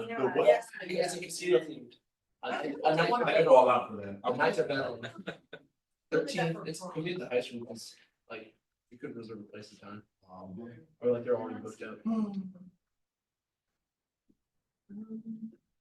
I think that's pretty much. Could you guys, one thing I'd like to ask is, could you guys talk a little bit about kind of as far as what you know? I think one main topic in all of the schools recently has been just kind of the need of food across the district. I think it'd be great for the board to know just like what's available to students at the high school. Because that is a really important topic right now, especially with like the federal resources being cut off for so long, and then obviously there's just a lot higher demand right now. I'm not really too involved with the food pantry, but today at conferences out in the main foyer, food was out for people to pick up. I'll go to conferences, so I thought that was good for any families that needed anything. Awesome. Yeah, I know our food pantry is always available. I don't know too much, but I wanna say they were like working on having it open during break. I don't know, I don't really follow that, but I know they were talking about it. I was involved a little bit. We're trying to plan like a food drive over, well, originally it was Thanksgiving, but we kind of fell through a little bit. So I'm gonna try to bring it back up for over winter break. If we're able to do something like that, I know like the benefits are coming back, but I mean, you know, just in case, you know, some people are still a little bit behind. But the original plan was to have, you know, over that, like, even if it was a 5-day or even if it was Thanksgiving, we'd have like a food drive, people would come through and get what they need, just to keep them afloat for that week.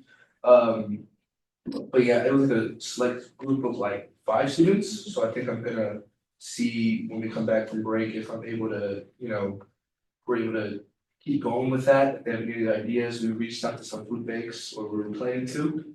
And you know, we're just trying to make something happen because, you know, this is a tough time for a lot of people, especially with that month, just kind of pulling them back a little bit.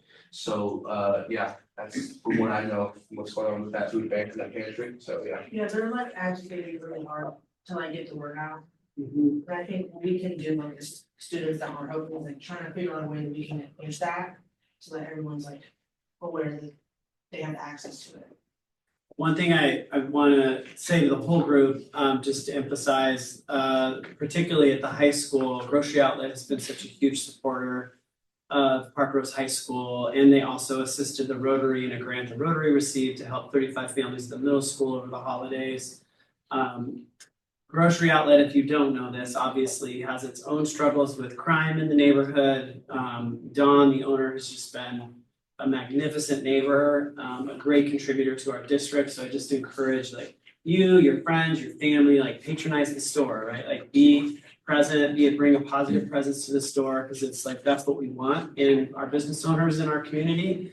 And it just he every week, regardless of how much revenue he's bringing in, he's setting bags of groceries aside for Park Rose High School families that go directly to Park Rose Provides at the high school. And I do know that the food pantry at the high school, they are working to keep it open as much as possible, particularly as we get closer to the winter break and those needs go up. I also got really good news today. If you didn't know this, the Shaver Food Pantry was scheduled to close on December 12th. We learned today that it's going to stay open until the end of the school year. Also just want to encourage Shaver parents like Mariah. We have an organization who I will have come present to you, who is trying to build community support within Shaver to create our own community-based food support at Shaver to as soon as it's sponsored by the Oregon Food Bank, and ERCO helps facilitate it right now. But when that ends, because the Oregon Food Bank resource-wise is running out of resources as well, which is why it's going to close, we're hoping to shift into having like a Shaver-led food pantry so that it stays and doesn't go away. But the cool thing about learning that Oregon Food Bank's going to keep supporting for the next 6 months is it allows us to kind of get some traction. The parent group at Shaver has been really involved in helping Akila and Tony, who's has her own organization that I learned and connected to her through Elevate. So just all of the relationships is really coming through.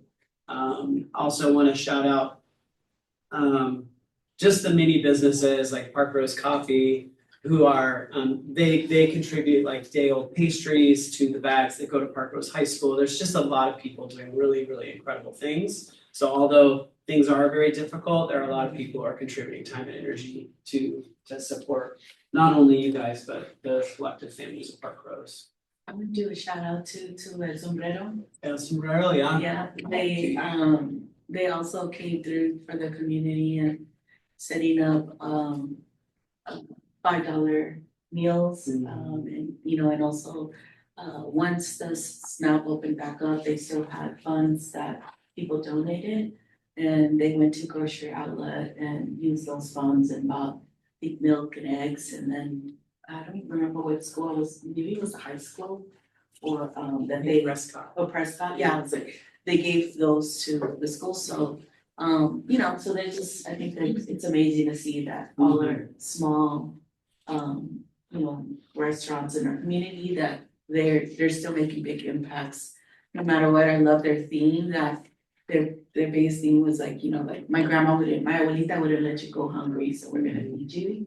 And so it was just amazing to see. So I would say, if you can, go support them. Yeah, that's right. That's the spot there. Yeah, maybe, yeah. So then, any questions, board members for the student reps regarding the report out? Then next, really quick, I guess we will do board member reports. Really quick, Pete. So for PDF, I have something really quick. So the Park Rose Educational Foundation has awarded 8 grants so far this school year for a total of $11,775. So a huge shout out to PEF, aka Park Rose Educational Foundation. For LBC, I joined a virtual when they had for the conference. Some of the things that we've already been discussed about, where we're at with the budget, what are the ways that we can use our voice. Recently, Andrea forwarded the latest updates about where we're ending up with our budget and And then also, one of the discussions that just I took away from that was having a discussion of those, the emergency funds that we have and how, the discussion that was happening about how people felt about it and why should we tap it, why not, and but one thing I liked about, and I can't recall who said it from what district, but people were going back and forth of like, no, let's not use that money because we don't know what next year's gonna look like. But someone said, we need to worry about the kids that are actually in school right now, and not make them feel like you're less than or you don't deserve to have, the teachers in the schools or the staff and all that and support you versus worrying about like, yes, we have to worry about next year, but having mid-year cuts, that was like the biggest thing that they were like, we need to show, if the funds are there, we need to be able to show our students that and our staff that, we have it, let's use it, and then it's going to get replenished anyway, maybe not as much. But it would avoid some of the cuts that potentially some districts have to do mid-year. So so that for me stuck to me because I'm like, it's true, it's no one wants to do mid-year cuts, right? Like, and so, if it's there, why not? And we don't know what's gonna happen next year, but we wanna make sure that our current students feel supported, so. Next year is a short session, so things are gonna move pretty quickly, and so I'll just make sure, when I get any information, about, potentially how we can use our voice to speak for the next topics. We won't have, depending on how people are voting, I did go for the OSBA position. So that if I get voted in, then it'll automatically put me in the LPC. So for next year, depending on how that goes, if we potentially might not end up having representation with Park Rose, but I'll just make sure whoever's in that role, if it's not me, connecting with them and making sure that we stay up to date when it comes out to the things that are happening and how we can make advocate for that. Good representative, any questions, comments? Nothing. Any non-student board members, any comments or questions?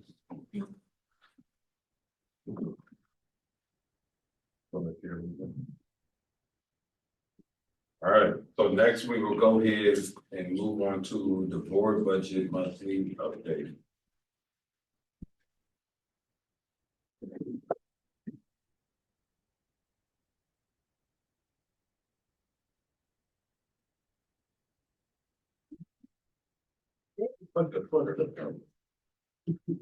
I need more glasses again. Thank you. Exciting budget.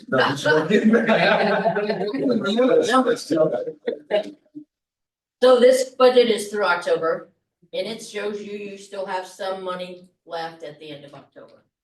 But realize that we don't have a projection for the students, so you have to look at that number. So we're down to pennies left in your budget based on what we already have projected to spend. Most of the money that we have spent is through OSBA and the fees that we have to pay to go to these conferences and for the board and for us to be on the programs that we're on for liability purposes and to review our policies and procedures. There's just not a lot of money left. So, but as I told you at the beginning of the year, there was a error that had to be corrected because it got reduced. But, and we'll look at that when we go into the budget going forward, whether or not we're gonna be able to add all of it back. If we can, probably not, since we're looking at, cutting budgets. So I don't have any roses or rainbows to give you right now. It just looks ugly all the way around. So, any questions? So the dues and fees, that's what you're talking about, like, that's The 13,000, Yes, Yeah, OSBA. if you go to the second tab of the financials or roll down, you'll see the detail, one of the very last bottom ones, you see all that stuff that's coming out. okay.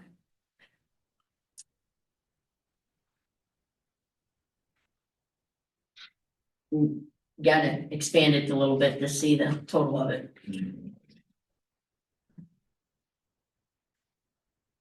Go up. We pay for Right policy there. subscription, we pay for board book subscription, these are all things that are standard district member dues, because OSBA charges member dues. Those went up, those of you were on the board last year, so you explained that those board dues were going up, and there was a little controversy around that, because obviously, just the condition of school district budgets. And then the other pieces are the individual registration and so forth. So we still have our November conferences. I need to. Most of those are encumbered already, Oh, okay, okay. so that this is the encumbrance list where you see registration for board members and the 5 students that you guys went to the conference. We just haven't got the bill, but on that financial statement, you'll show they're encumbered. And we're supposed to be getting a credit for 645 or whatever, because we got it charged twice, so I'm looking for that credit to come back.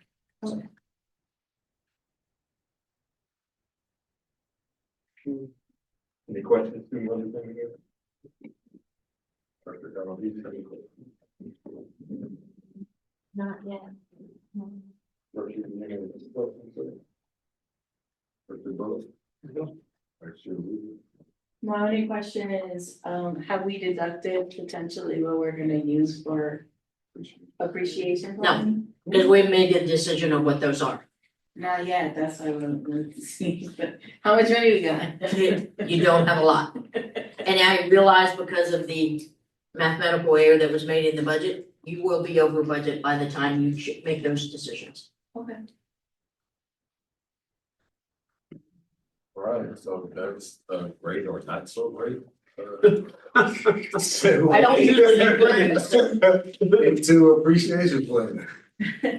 I think we have $1,000 this year for donations, right, from the. 1,000 from, yes, the credit union.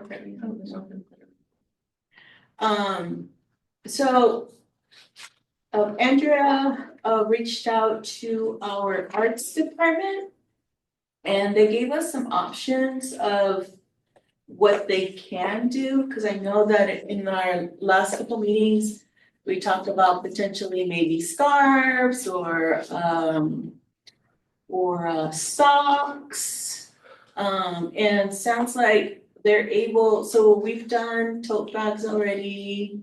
We did do our beanies, but sounds like they could do scarves, they could do, I don't know if they gave us the dollar associated, I don't remember. But they potentially can do like socks too, where the students potentially could probably design them, or we can just have a simple design for them. And the cost would be dependent on the type of socks that we decide to go with. Yeah. They can do towels, they can do ceramic glass spoons, and so I didn't, I wanted to review this with you first, before, potentially talking to Parkrose Coffee, because I wasn't sure if this if we want to move towards, potentially having the art department do something for us, or have Parkrose Coffee work with them to see if they can, work with us as well. So I just wanted to get your input, as to what do you think? I mean, looks like our budget maybe might be less than $10, but it's $10 to $12 per staff. What we've spent in the past, right, usually? Yeah. And we have $1,000 from Pacific Northwest Federal Credit Union. So I just wanted to get your ideas of like, what do you think? About everything that they're able to offer, and if we wanna support the art program, or if we want to do something different where it's not something that we're giving them, it's more of like potentially they're going to the coffee shop, so I wasn't sure how many people would interact that way or and go there or give them something.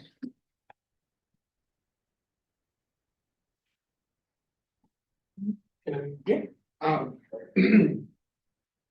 In the parentheses here, it looks like you're saying that the teacher specifically for the art department is on leave until February. How, when is the first? March 2nd through the 6th is classified appreciation week, and May 4th through the 8th is teacher appreciation week. But she said if we get her the information like now, she can sort of work with whoever's covering Okay. for her. If there's, She may or may not be able to do it, so if we can get her an answer now. would Yeah, be- that's why be I better. wanted to bring it up. Yeah. Like, what do we wanna do? go ahead. I was gonna say, I like the spoon. Can we scroll back down to those? They're so cute. Students created ceramic Yeah. spoons. I don't know. Yeah, I mean, it's what. Honestly, it's whatever everyone decides to give, and then we can move forward from there. I don't think they're gonna cost $10 to $12, so you could do a combination of a spoon Yeah. and a coffee card, or a spoon and a Yeah.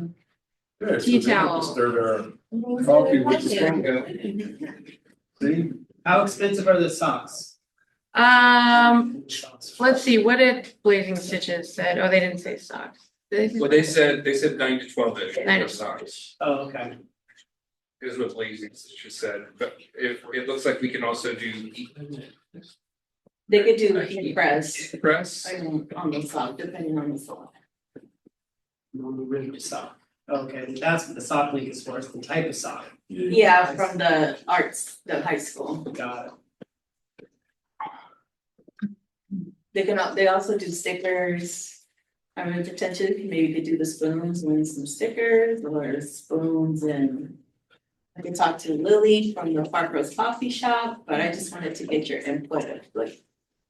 What are you thinking? Because they had a lot of options, you know, decals, keychains, stickers. Did the students design a cool sticker? So we had them design the tote bag, Mhm. and then we voted. On who had the best design. Okay, so sticker design.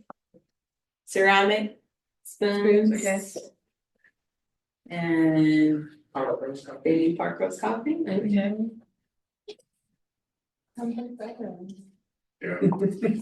See?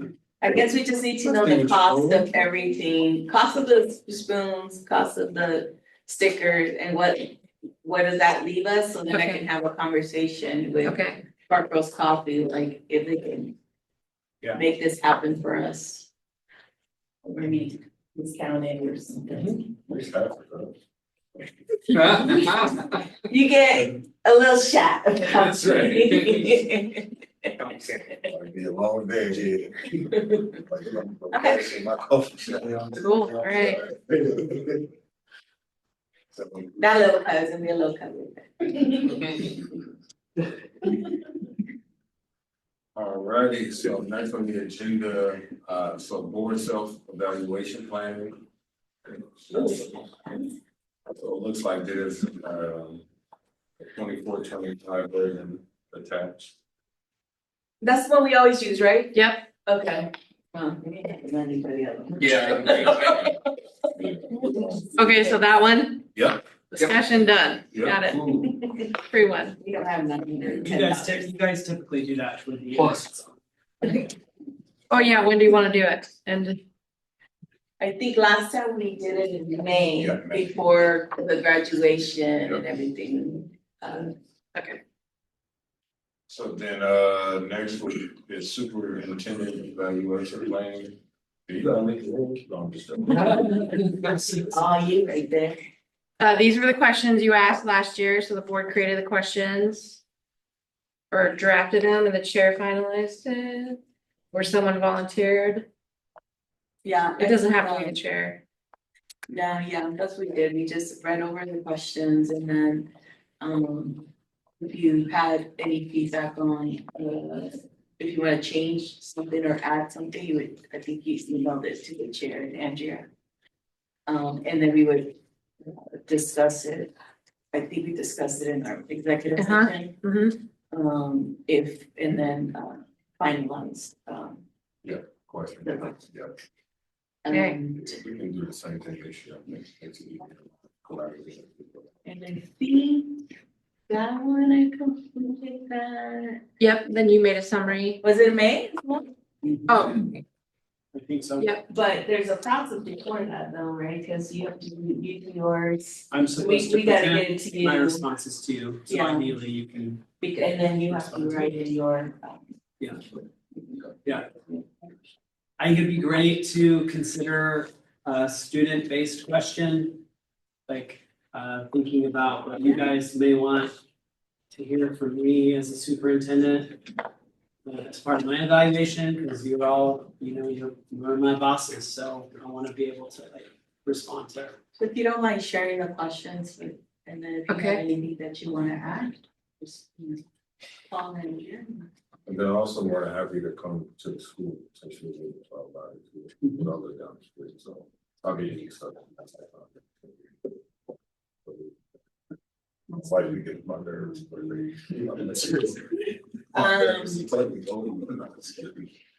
All right, cool. So the next is, more professional, personal and professional development goals. So this is kind of like just be a self-reflection, I guess the question is this something we will be interested in doing this year? I mean, I think personally, it's great to do this to kind of, I think it all gives us, there's more of an in-depth understanding and getting to know each other. Since we all are stuck in these roles, I don't need it like that, but we're all in these roles for some time, so I think us gauging, just our various goals and see how we can all align to continue to develop, personally and professionally. Yeah, I think we should have it. I mean, it's something that each one of us sets to it and then we talk about it in our evaluation as to what we did to get there. I think mine was AI last year. Still learning. They're using it a lot more at work. Amazing. So yeah, I vote for us, but that's. Esteemed board members, how do you all feel about this? I think. Everybody, no, everybody. So personal and professional development goals. So basically the assessment of, with your personal development goals. Yes, you all are included. We set a goal for ourselves Yeah. on how we're gonna improve. I think you have your own evaluation, right? Your own evaluation, so then you've set a goal for yourself, like, while I'm serving on the board, this is what I'm gonna work towards developing. Again, it doesn't have to be big. It can be something small, it could be, I'm gonna eventually read a book about something or take I a hope y'all have goals. class about it. I think so. Yeah, we're gonna have a discussion. You wanna formally set a time where you want folks to share that, like you wanna do that at the January work session, I'm only using that as an example, but it's right after the winter break. Sometime, I'll say like maybe February weekend. First meeting in February. Yeah, I'd give a buffer after, the break and all of that. So we'll just make sure that we put a reminder in the coming agendas in December and January, so that, and then when I meet with you guys, we'll talk about, ways you can do that. And how that's your idea. Good say that's to talk about evaluation questions. Alrighty, so next your training deadline, remember December 8th, please have your training done. No wonder I'm getting so many reminders. Yeah, I don't do those, they're I know, automated. but I'm like. I got a day set, I got a day set. After my semester's over, I get it out. Alrighty, so next will be our major superintendent. Thank you. Right. So tonight on the action item agenda is really the board making a choice tonight about whether you want to approve or postpone the stipend policy. And if you don't remember, the stipend policy is as it describes here, like in order to comply with a potential conflict of interest, because if you postpone it, it's really more about like, why do you want to postpone, what kind of further questions? Because ultimately we have to make a choice. It's either like the amount of the stipend that you want to see in the policy, right? And I know that part of the conflict of interest is that the district is low on money, and it's really difficult as a board member or even an employee to say like, yeah, give me some more of what I know we don't have a lot of. Or the stipend amount would be approved by a resolution of the board, meaning that the board would, whether it's $0, $10, you would have to create a resolution as a board. Or you would decide in policy that no board member would receive any compensation for services, and you'd have to go in and amend that policy if you, as a collective group or a group later on, wanted to amend that and say that we want that. So you have the option tonight to approve it, but then you have to choose one of those bracketed options. And Andrea, correct me if I'm wrong, they also then need to state that there is, I, Michael Lopes, declare a potential conflict of interest regarding policy BHD, board member stipends and reimbursements, mainly because you're in this place where, yes, board members deserve stipends, no question, but this is an unfunded kind of policy mandate. Like a lot of things in the state of Oregon are unfunded. And we should consider that. So I think it's either like when Chair Tabron goes to the action items, he'll lead you through whether you want to approve it or if you want to postpone it. And if the postponement is the place you want to go, just simply because you want to have more conversation, that's perfectly fine as well. Did I miss anything? No, I mean, if they want to discuss it now, they can, and then later on take action. Sure, we can do that. I'll Thoughts, start. feelings? And this is only me speaking for myself. I don't know. I'm with option number 3. Not receiving any compensation for services, and it's not to diminish what we do, but I think given the factor that one, this is again something that's unfunded. And thinking about, the situation we are in as a district. And again, this is just me speaking for me. Just coming into this role, the understanding that, there's no compensation. So this is not why I personally chose to serve in this role, and thinking again about the position that we're in. I don't want to try to take any money from our district that's not there. Because we're already strapped and there's just like, personally, it's just kind of like, well, I'm not sitting here missing anything that I didn't have from jump. And again, that's just me speaking for myself, it's just, one member of the board. So if I had to choose, I would personally go with option number 3, but not receiving any compensation for services. But now down the road, if things change, then we can make an amendment, but just knowing where we are now. That's just my personal view, so. Yeah, that was gonna be my one question, is if we decide for number 3 as a collective, if in the future, I think the things that I think about is potentially maybe if people want to be on the board, but they maybe have limitations, if they're thinking about daycare or something like that, or something that's gonna prevent them from, even running, thinking about that. If if that can be, do we vote on it every year, or is it just now and then? I think we don't revisions, remember? revisions will come up and it would be important that I think we probably could include we could amend the draft, because I don't know if it's in the draft, to say, want to include a line that's saying like every December, we want, or every August at retreat, we want the board to review this policy to determine whether or not we're gonna, if, so for instance, you chose number 3, then you could add a little line in there saying it's gonna be reviewed by the board every year. We just do it in July when I do all the.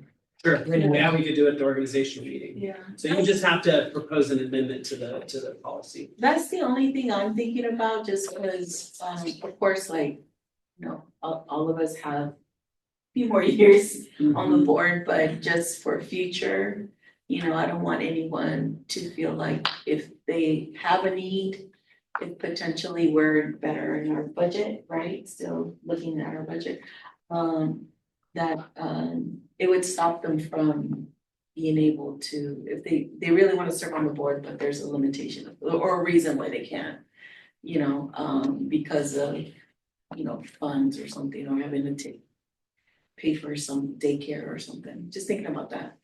But right now, current state, yeah, I'm the same, I'm not here for a stipend, I know that I'm giving, this is me giving my time, my active service, so I would also vote for number 3, and then, but also with the amendment of us being able to review it every year to see like where we're at. I don't mind adding it to my list of the things that I do every July. Yeah, I definitely did not come to board for the money. Especially when our students are going without needed resources. And also like, even if we were in a situation where all of the absolute needs were met, there's still so many programs and things that we could do for our kids, and I don't feel right personally asking to be compensated. And I also feel like, I don't know, I feel like there's a certain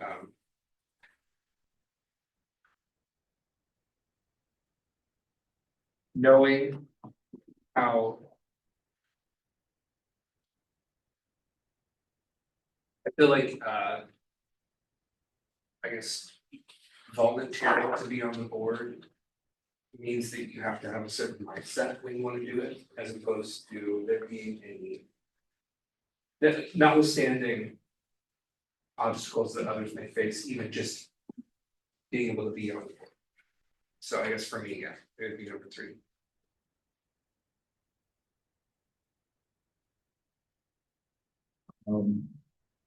For me, I joined the board for number 3, but I also thinking about number 2, because even if we were vote for number 1, I remember at one of the discussions that we in November,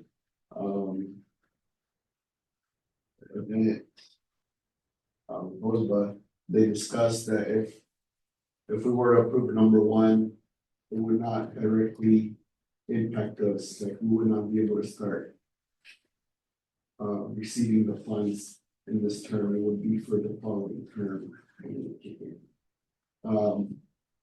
So for that, I'm leaning for 2, because then if 2, and this, mostly why I'm leaning more for 2, because of kind of what bring us there, because if there is an individual that does need funds for childcare, whatever it may be, then it's on the board to approve that current serving board at that time to approve that. But also like the fact that Sheree, like adding it to her thing where it's every like we reviewed for option number 3.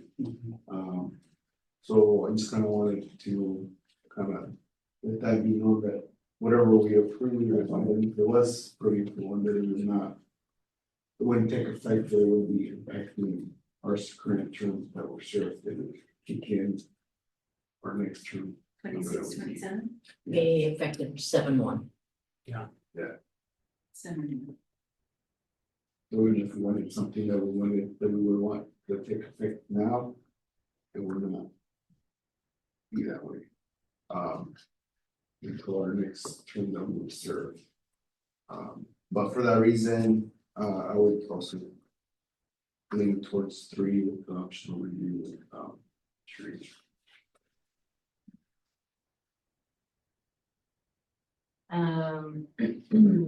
I also lean towards 3, but I think that we do need to leave it on the table for the same reasons that you were talking about, Brenda. I think that if we don't offer to pay folks, we may be missing out on folks that may want to do it but can't afford to do it because of the time commitment. I also think pretty much every other elected official is paid in school boards, which is fine, and I think everyone came to this role as like a volunteer because there's interest in the community, but I think also there is that aspect of it too. So I think being able to reevaluate each year, depending on the state of the board and kind of also what we're looking for in future board members.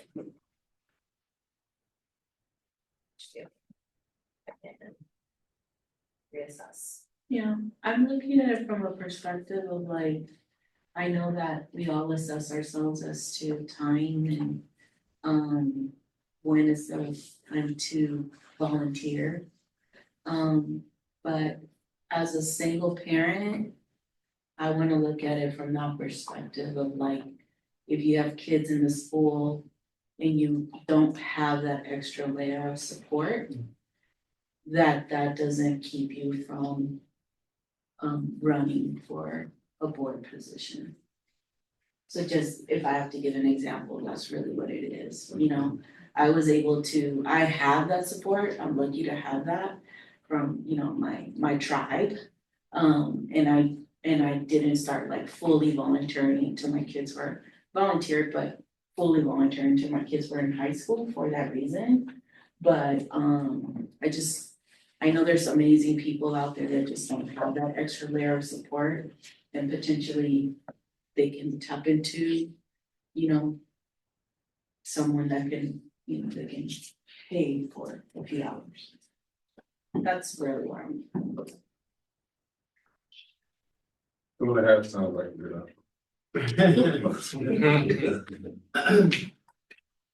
So I wanted to give you all just a quick brief overview on budget tonight.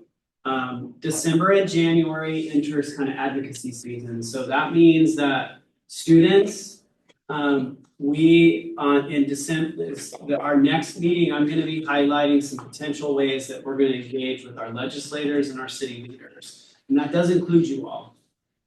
It also includes kind of working with your schedule to figure out, like, Lisa Merrick, our government relations person, has suggested potentially that we find a day that we can go to Salem together. She thinks that could be more powerful with the short session coming up. So some of you have alluded to like the revenue forecast that came out last week, and yeah, it was positive in that it wasn't more negative than we thought it was going to be. But the bottom line is the state of Oregon has revenue loss, and most of that revenue loss is really coming not because we don't have people paying taxes. We actually have people paying taxes, but the problem is that it's mostly really, really rich people. And there's a lot of people with lower incomes that do not have the resources. So we face this dilemma in that, as Joash mentioned, that all the state agencies were asked to provide the governor with potential reductions from 2.5% to 5%. We received those reduction proposals from ODE. It doesn't mean that they're going to happen. But in February, when all of the legislature gets together in Salem, they will be deciding whether or not or how they're going to make up this revenue loss. Right now, it went from about 400 million down to 80 million. Cherie has already asked our administrators to be prepared to freeze general fund spending in January, earliest I think we've ever done it. Yes. That means that all the principals have assignments to say what is the absolute essential spending that you have to do between January and June. Doesn't mean we're not gonna spend money. We're just really, really trying to save every penny that we possibly can. Because there are things that are gonna happen, like we're having graduation. We gotta celebrate and do all the things that we regularly do, but we have to do that with the lens of discretion and understanding that like we don't have a lot of dollars. And we do not wanna be in a position where we're having to cut in the middle of the school year. Because when I say cut, the only way that we have the ability to save money really is by reducing the number of people who work in the district. Freezing the general fund for schools is one tiny little step, but it makes up so little of the money that we are struggling to find. I want to encourage you just on a little homework if you haven't done it already. Last week, Salem Kaiser School District brought and surfaced an issue with the governor, which I think their board's actually going to take legal action around the state poverty formula. So that complicated formula you were talking about, Mariah, is that school districts like ours, it's been demonstrated that that we have been underfunded. The problem in the argument that Sri and I heard in our statewide meeting last Friday, Andre was there too, was that some districts will lose. And some of those districts are districts who are not as bad off as we are. So there were some districts at the OSBA conference, like they're perfectly fine with the state school fund formula because they're getting what they need. But you obviously know that we aren't getting what we need, and our work is as board members in January and February for you students is telling your story. Some of you are seniors, but you have siblings, family members, people that you know that are connected to that are going to be impacted by your influence because your stories make a difference. From everything of like working in it, like being in an under-resourced school system. Some of you are athletes, right? You go to other schools, you see what other schools have versus what we don't have. And begrudging to Sri, she doesn't love that we have to spend more and more money for athletics. But relative to other districts, right? Again, the strings are really tight. So I just wanted to have Sheree just give you a quick overview of kind of where things stand. Our December meeting will really be focused on how you all want to leverage your time to advocate for. I'm of the opinion that this board should learn as much as you possibly can of what would happen if we changed the state school fund formula, because I have an appetite for it. I think we all should have an appetite for it because we are losing. And our kids are not getting the resources that they need. And I do not think if we just keep going and asking for the same thing over and over again, that we're going to get a different result. And so Joash, I appreciate that you stood up as a board member and challenged the folks at OSBA, because I think there are people who have the appetite. There are districts who are like us that want to make changes. Because some of the decisions we have to make in the next 6 months are really hard ones. So I'll hand it off to you. You basically said the biggest thing. We were at $888 million in the hole. When they did the forecast that just came out, it brought back 309 or 319 million. Yay, great. But that still leaves us about a $600 billion shortfall. A lot of that has to do with where they think the tariff impact is going to be, because that affects us because we're tied to the federal taxing authority and how you think that. And I'm not gonna get into that, because if you think the state school fund is complicated, that's even more. But we're losing that. So they're trying to figure out still how the cut's going to be done, whether it's a 0.5 up to a 5%. As I told everybody, if we take a 5% cut in the state school fund, that's $2 million for us. $2 million. That's huge. You know how difficult it was to cut this budget. Imagine how much now that I have absolutely nothing in the coffers at all. We really will have to cut people. There's no other way around it. Some of the biggest things that were some of the factors was, one of the things they're talking about is those two reserve education stability fund. It's at $1.3 billion. Okay, the rainy day fund is 1.16 billion. So there's $3.4 billion in rainy day funds. Should you use them now or wait? And that's a good issue for somebody, and I'm not gonna say yes or no. I would love for it now, so I could say to everybody, breathe. But right now, I'm not breathing every day I come to work because I'm afraid that I have no money to be able to pay. And I've been holding off on bills for the last 2 months, waiting for the first November property tax to come in, and then I can pay big bills. So I've been waiting, and I've informed both of them, I'm holding this bill, and I'll invite vendors. There are other districts around me that are doing the same thing. I am not in this alone. We were all in it together. Now, my margin of error at PPS was $5 billion. As you looked on the financial statements, we're $572,000 now. That's all. So in the reserves, yes, I would like that. Some of the causes of that problem in his projections, 10 counties in the state of Oregon are on a growth decline, and we are one of those counties. We're at about a negative 6% decline in Multnomah County. And with that means we lose money, okay? And some of the other counties that are losing is Wasco, Grant, Union, Harney, Malheur, Lane, Douglas, Jackson, and Josephine. So there's not a uniqueness to those, so. Most are more rural. Unemployment, when you look at the state Bend, their unemployment rate's about 9.3. But when you look at the other Grants Pass is a -6. But the overall in the state, you're about a -4, 4.4.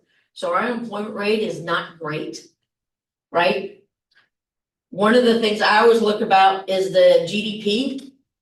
Our GDP is actually about 1.6, which is good. But you're not seeing it in this population. You're seeing it in more as you talk about the wealthy communities. You're looking at that, that's helping them. Their growth is more than ours. Inflation, we were at about 3.5, we're down to about 3. One of the big things that's been in discussion for the last year and a half is recession. What's the probability? We've ranged anywhere from 60%, we're right now 25-30%. Of what we think there will be a recession. And that's gonna be really bad for this district if we do hit a recession, because that means a lot of jobs. One of the things on Friday, I got a state school fund adjustment. We lost 20,140. And you ask, why? I didn't change my enrollment numbers, I didn't change my revenue projections. Well, other districts in the state, they made adjustments to enrollment. And that went down, but the enrollment for weighted average went up. So when those enrollments changes, that affects everybody's amount of money. So we went down. This year, I think we're right about $25,000. But with the state, if they make the decision on cuts, that's where I'm concerned. So those are the two cuts we know. The first one's about $5,000. This is a $20,000. That's been done this year. They are looking to make in January, February, a decision on the 0.5 to 5%. I think my understanding is the legislature is the one that has to make that decision. Yes. The governor can declare an emergency, but the legislature ultimately will decide, okay, here's how we're gonna save the money.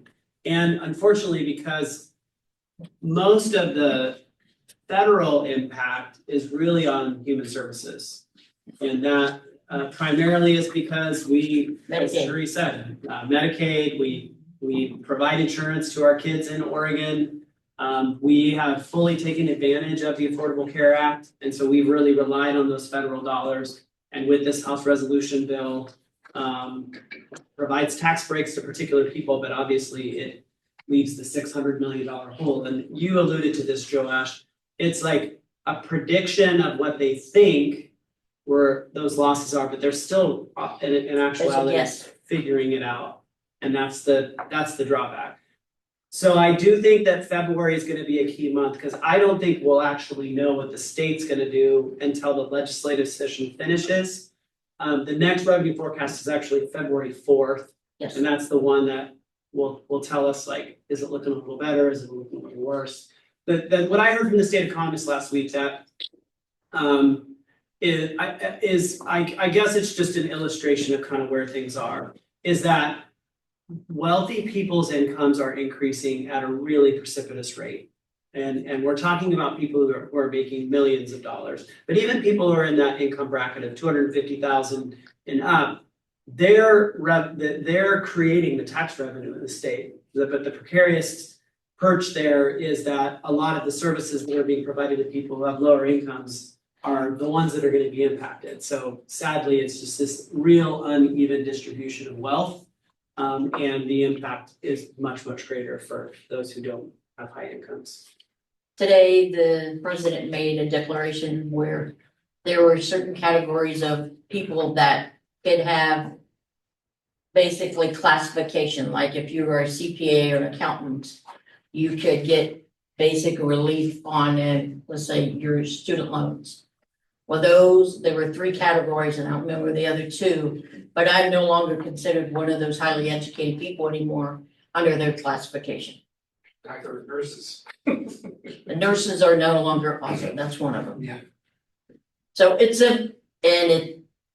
more classification to those that are extremely elite.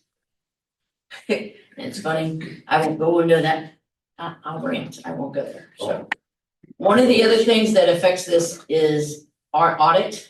You normally get our audit at this time. Our audit is being held up by the federal government because there hasn't been issued a compliance supplement. The state rule is if we do not issue our audited financial statements with an audit opinion from the auditors by December 31st, they withhold our state school fund. We make about $1 million net in state school fund a month. My auditor sent me a letter today and said, here are my options. My options is you take a risk and hope the compliance supplement is issued before December. And then I'm also going to tell you, I will not be able to finish your audit by the end of December because I have too many clients. Therefore, you will not have your audit done by the end of December. Well, thank you. That was a nice option, but that sucked and sucked. So, and the other one is basically choose to do one. The audit is broken out into 2 pieces, the federal compliance part, which is testing all our federal money, and then our regular audit, which is our general fund and all the other funds and testing those. We put them in one financial statement, and at the end of it, there is what we call a single audit, an A133. And some institutions separate them, we do not, because it costs more money to have 2 different audit opinions. So the second option that they gave me is you're welcome to have an audited financial statement with an opinion on the other piece, and we'll finish it before the end of December. But I will not give you an audit opinion on the compliance supplement, and you'll have to pay us anywhere to $2,000 to $4,000 more for us to give you another audit opinion. I then sent that to the state, to Michael Wilfong, who I've been, since September, once I found this out, have been asking for an opinion back, and I still do not have one.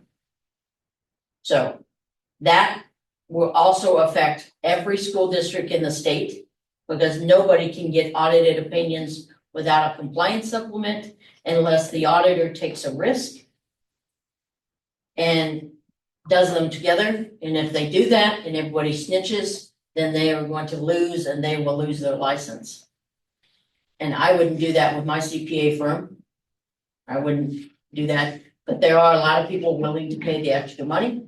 And I haven't been able to talk to Michael or Andre about that, if we're willing to do that. But that's another probably $4,000 they're gonna charge us, because something that the federal government has done to us. Because there's nobody right now that's actually in the Office of Compliance for OMB Office of Management and Business at the federal level, they've all been fired. Laid off. So even if they did bring people back, there's not anybody there to be able to issue a compliance supplement. So we have a board meeting on December 8th. Obviously, we'll hopefully have some updates. I'm in a statewide conference just before that. Hopefully, we're gonna get some answers or decide we're gonna spend the money. I think, in my opinion, we're gonna have to spend the money. Because I won't put the district at risk of losing $1 million a month. But the state still can say, and can hold our state school fund up because we don't have the other portion of the audit complete. But the state can also amend that rule and say, hey, we're in a unique I'm trying. circumstance. I know you are. I am trying, but this all affects our funding and where we look. I'm sorry. Is there any, sorry, I just interrupted. No, well, I will open Chair, it may I up ask a to questions. question? Time for questions, yeah, of course. Is there any contact with? Is there any resources we can reach out when it comes to the OSBA as far as putting pressure on getting an I know. answer on that? Because- OSBA has no authorization nor COSA. Well, I understand that they don't have authorization, I'm saying they, like, we're paying dues to an organization that has legislative liaisons. And my question is, if this is going to affect every school district, there needs to be an answer from the state legislature on how we're to proceed. And I'm wondering if there's any one we can contact within the OSBA to kind of start to apply that pressure. Yeah, it's a good question. I will ask our government relations person. Okay. I have a feeling she's gonna recommend that we reach out to Twee Tran and Senator Pham to give our opinion about. Cause again, it is a Department of Education decision that they could make the decision to make an exception to this rule so that folks could submit their audits without the compliance supplement, because that is something that only the federal government can do. We can't make it up. Yeah. And the reason the auditor's asking for more money is because they're increasing their risk, which I have my own opinion too about the auditor and asking for more money in this situation, knowing that they know what our finances are. But that's different. I mean, I've been doing this since September. I have asked multiple CPA firms to ask and write opinions to the state. I went through the OSBA, Oregon Association of School Business Officials, because Michael Wilfong does not like to listen to me when I bring things up. So I went through Jackie Olson, knowing that maybe he would listen to her. No.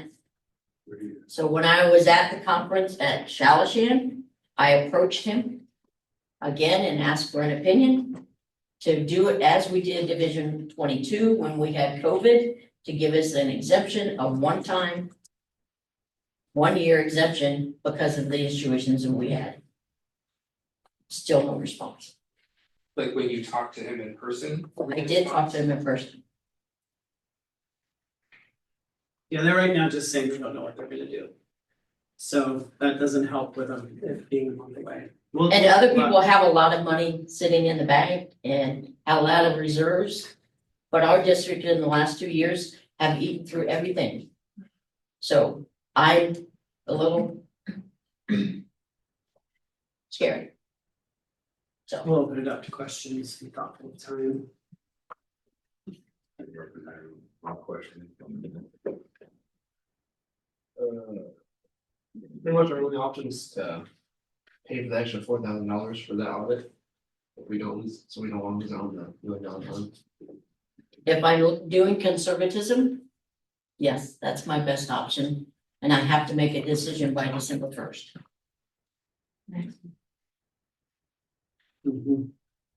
We'll let you know. Any question?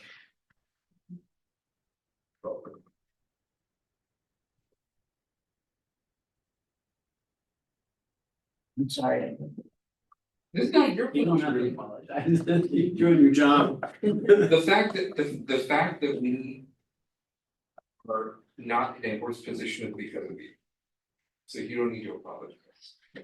But I have been pressing the state since September, I know. since I found out. You guys know she's pressured this way, right? We don't have any question about that. Oh, not at all. I don't have any questions. I have a lot of comments, but. Stuff that I- Anybody want to change jobs? Not agree, that is too. It's a, yeah, I just thank you. I know that you're working really hard on it. And so, and that's where we're at. And if we have to end up spending money to get money, then that's where we're at. Here we are, you know, I appreciate you all do. You fight a good fight. If there's any way we can support, please let us.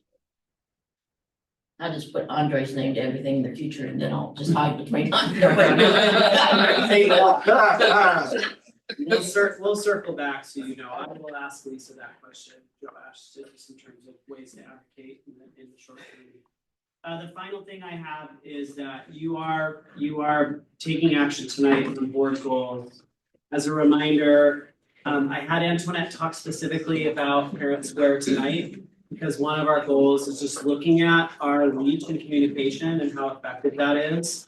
You got to see some numbers tonight, but what I hope to be able to do is give you kind of a pre-test, post-test from like what our reach was in the fall to what our reach is in the spring, particularly looking around parent interactions, the number of posts you're seeing from each school, looking at data in a very similar way, looking at a mathematics goal, or direction around a levy or a capital bond by the end of the school year so that we can have a scope of where we're going to go. And then multi-tiered systems of support, which a lot of the school presentations this year, as Sam left some information about what do those systems of support look like within the school system when we see kids struggling and behind grade level, what's our response to that? So just wanted to highlight that this just kind of solidifies the goals when you approve or if you reject them, we go back and we redraft. Chair, it's back to you. All right. So, next we'll go to reading of public comments. No public comments? All right. Thank you. With that being said, we'll go ahead and move on to action items. So, again, student representatives are welcome to make a second motion, though they're not voting them with the board. So do any of the student representatives have any questions or comments regarding action items?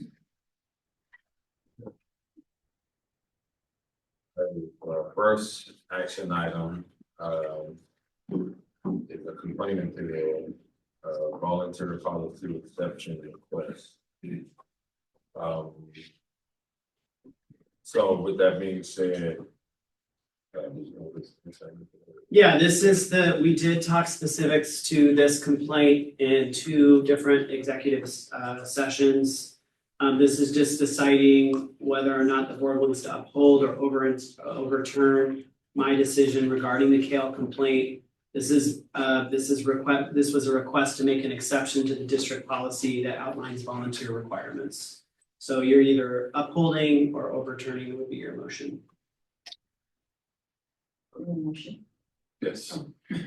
I motion, I move that the Parkville Board of Education uphold the superintendent's decision regarding the KO complaint appeal received on October 22nd, 2025, requesting an exception to district policy that outline volunteer requirements and directing the board chair to issue the final written decision in accordance with policy KL. You said what? See, we help you with that part. Second. All right, is there any discussion? So all those in favor to uphold the superintendent's decision regarding the KO complaint appeal received on October 22nd, 2025, requesting an exception to district policies that outline volunteer requirements and directing the board chair to issue the final written decision in accordance with policy KL, please signify by saying aye. Aye. Any opposed? All right, the motion to uphold is approved. So next is the approval or rejection of the student investment account grant agreement from 2025 to 2027. Do I hear a motion to approve or reject this SIA account grant agreement? I move to approve the student investment account grant agreement 2025 to 2027. Second. Any discussion? All those in favor to approve the student investment account grant agreement from 2025 to 2027, please signify by saying aye. Aye. Any opposed? The motion is approved. So next is an approval or rejection of the 2025-2026 board goals. So do I hear a motion to approve or reject the 2025-26 board goals?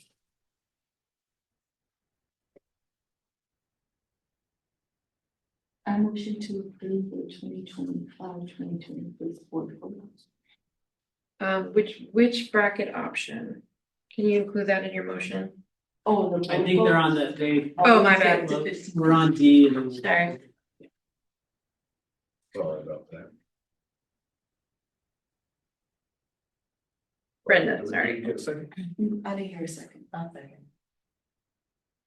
Any discussion?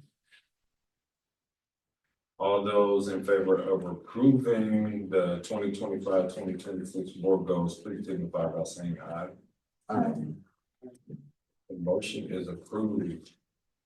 So taking a step back, my sincerest apologies.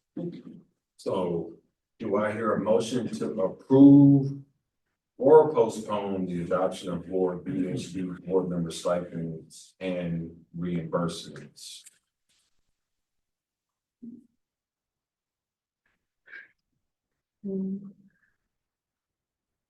I, Josh, will declare a potential conflict of interest regarding policy BHD board member stipends and reimbursements. I move to approve. Did I? That's the. Yes. If I move forward with one of the bracketed options, does that include the discussion we have in regards to every July or August, looking back at this as well? Yeah, it's a great question. So there's an amendment to the, would somebody need to make a movement for that amendment, or can you do that in this motion? You could do it in your motion. Okay, You could say you move to approve and include, including the amendment. yeah. Gotcha.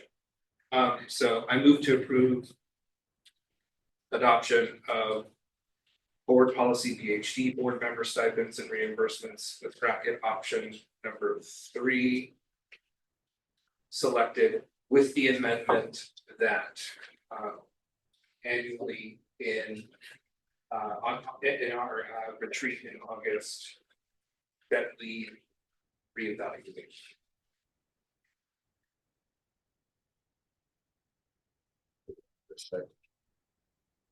In August or July? July, you can do it in the July organizational meeting, and does that fit within the parameters? That sounds like from Sheree's point of view, it does. If She does the financials. If it does, then yes, then I amend with the amendment that it be every July. But do I hear a second to that? Second. All right, cool. Any discussion? So all those in favor to approve the adoption of board BHD board member stipend and reimbursements with bracketed option number 3, with also along with the amendment to look at it in July, please signify by saying aye. Aye. Any opposed? Motion passes. Help out the group. Alrighty, so next. Is this action item number 16? Nope, we don't have time for that. Alrighty, so number 17, future agenda items, they require discussion and board consensus. Proposing a new agenda item, please explain how the item advances board goals, impacts staff capacity or costs, and is priority based on equity. Next, any correspondence or announcements? Nope. Right, so next upcoming board meetings, one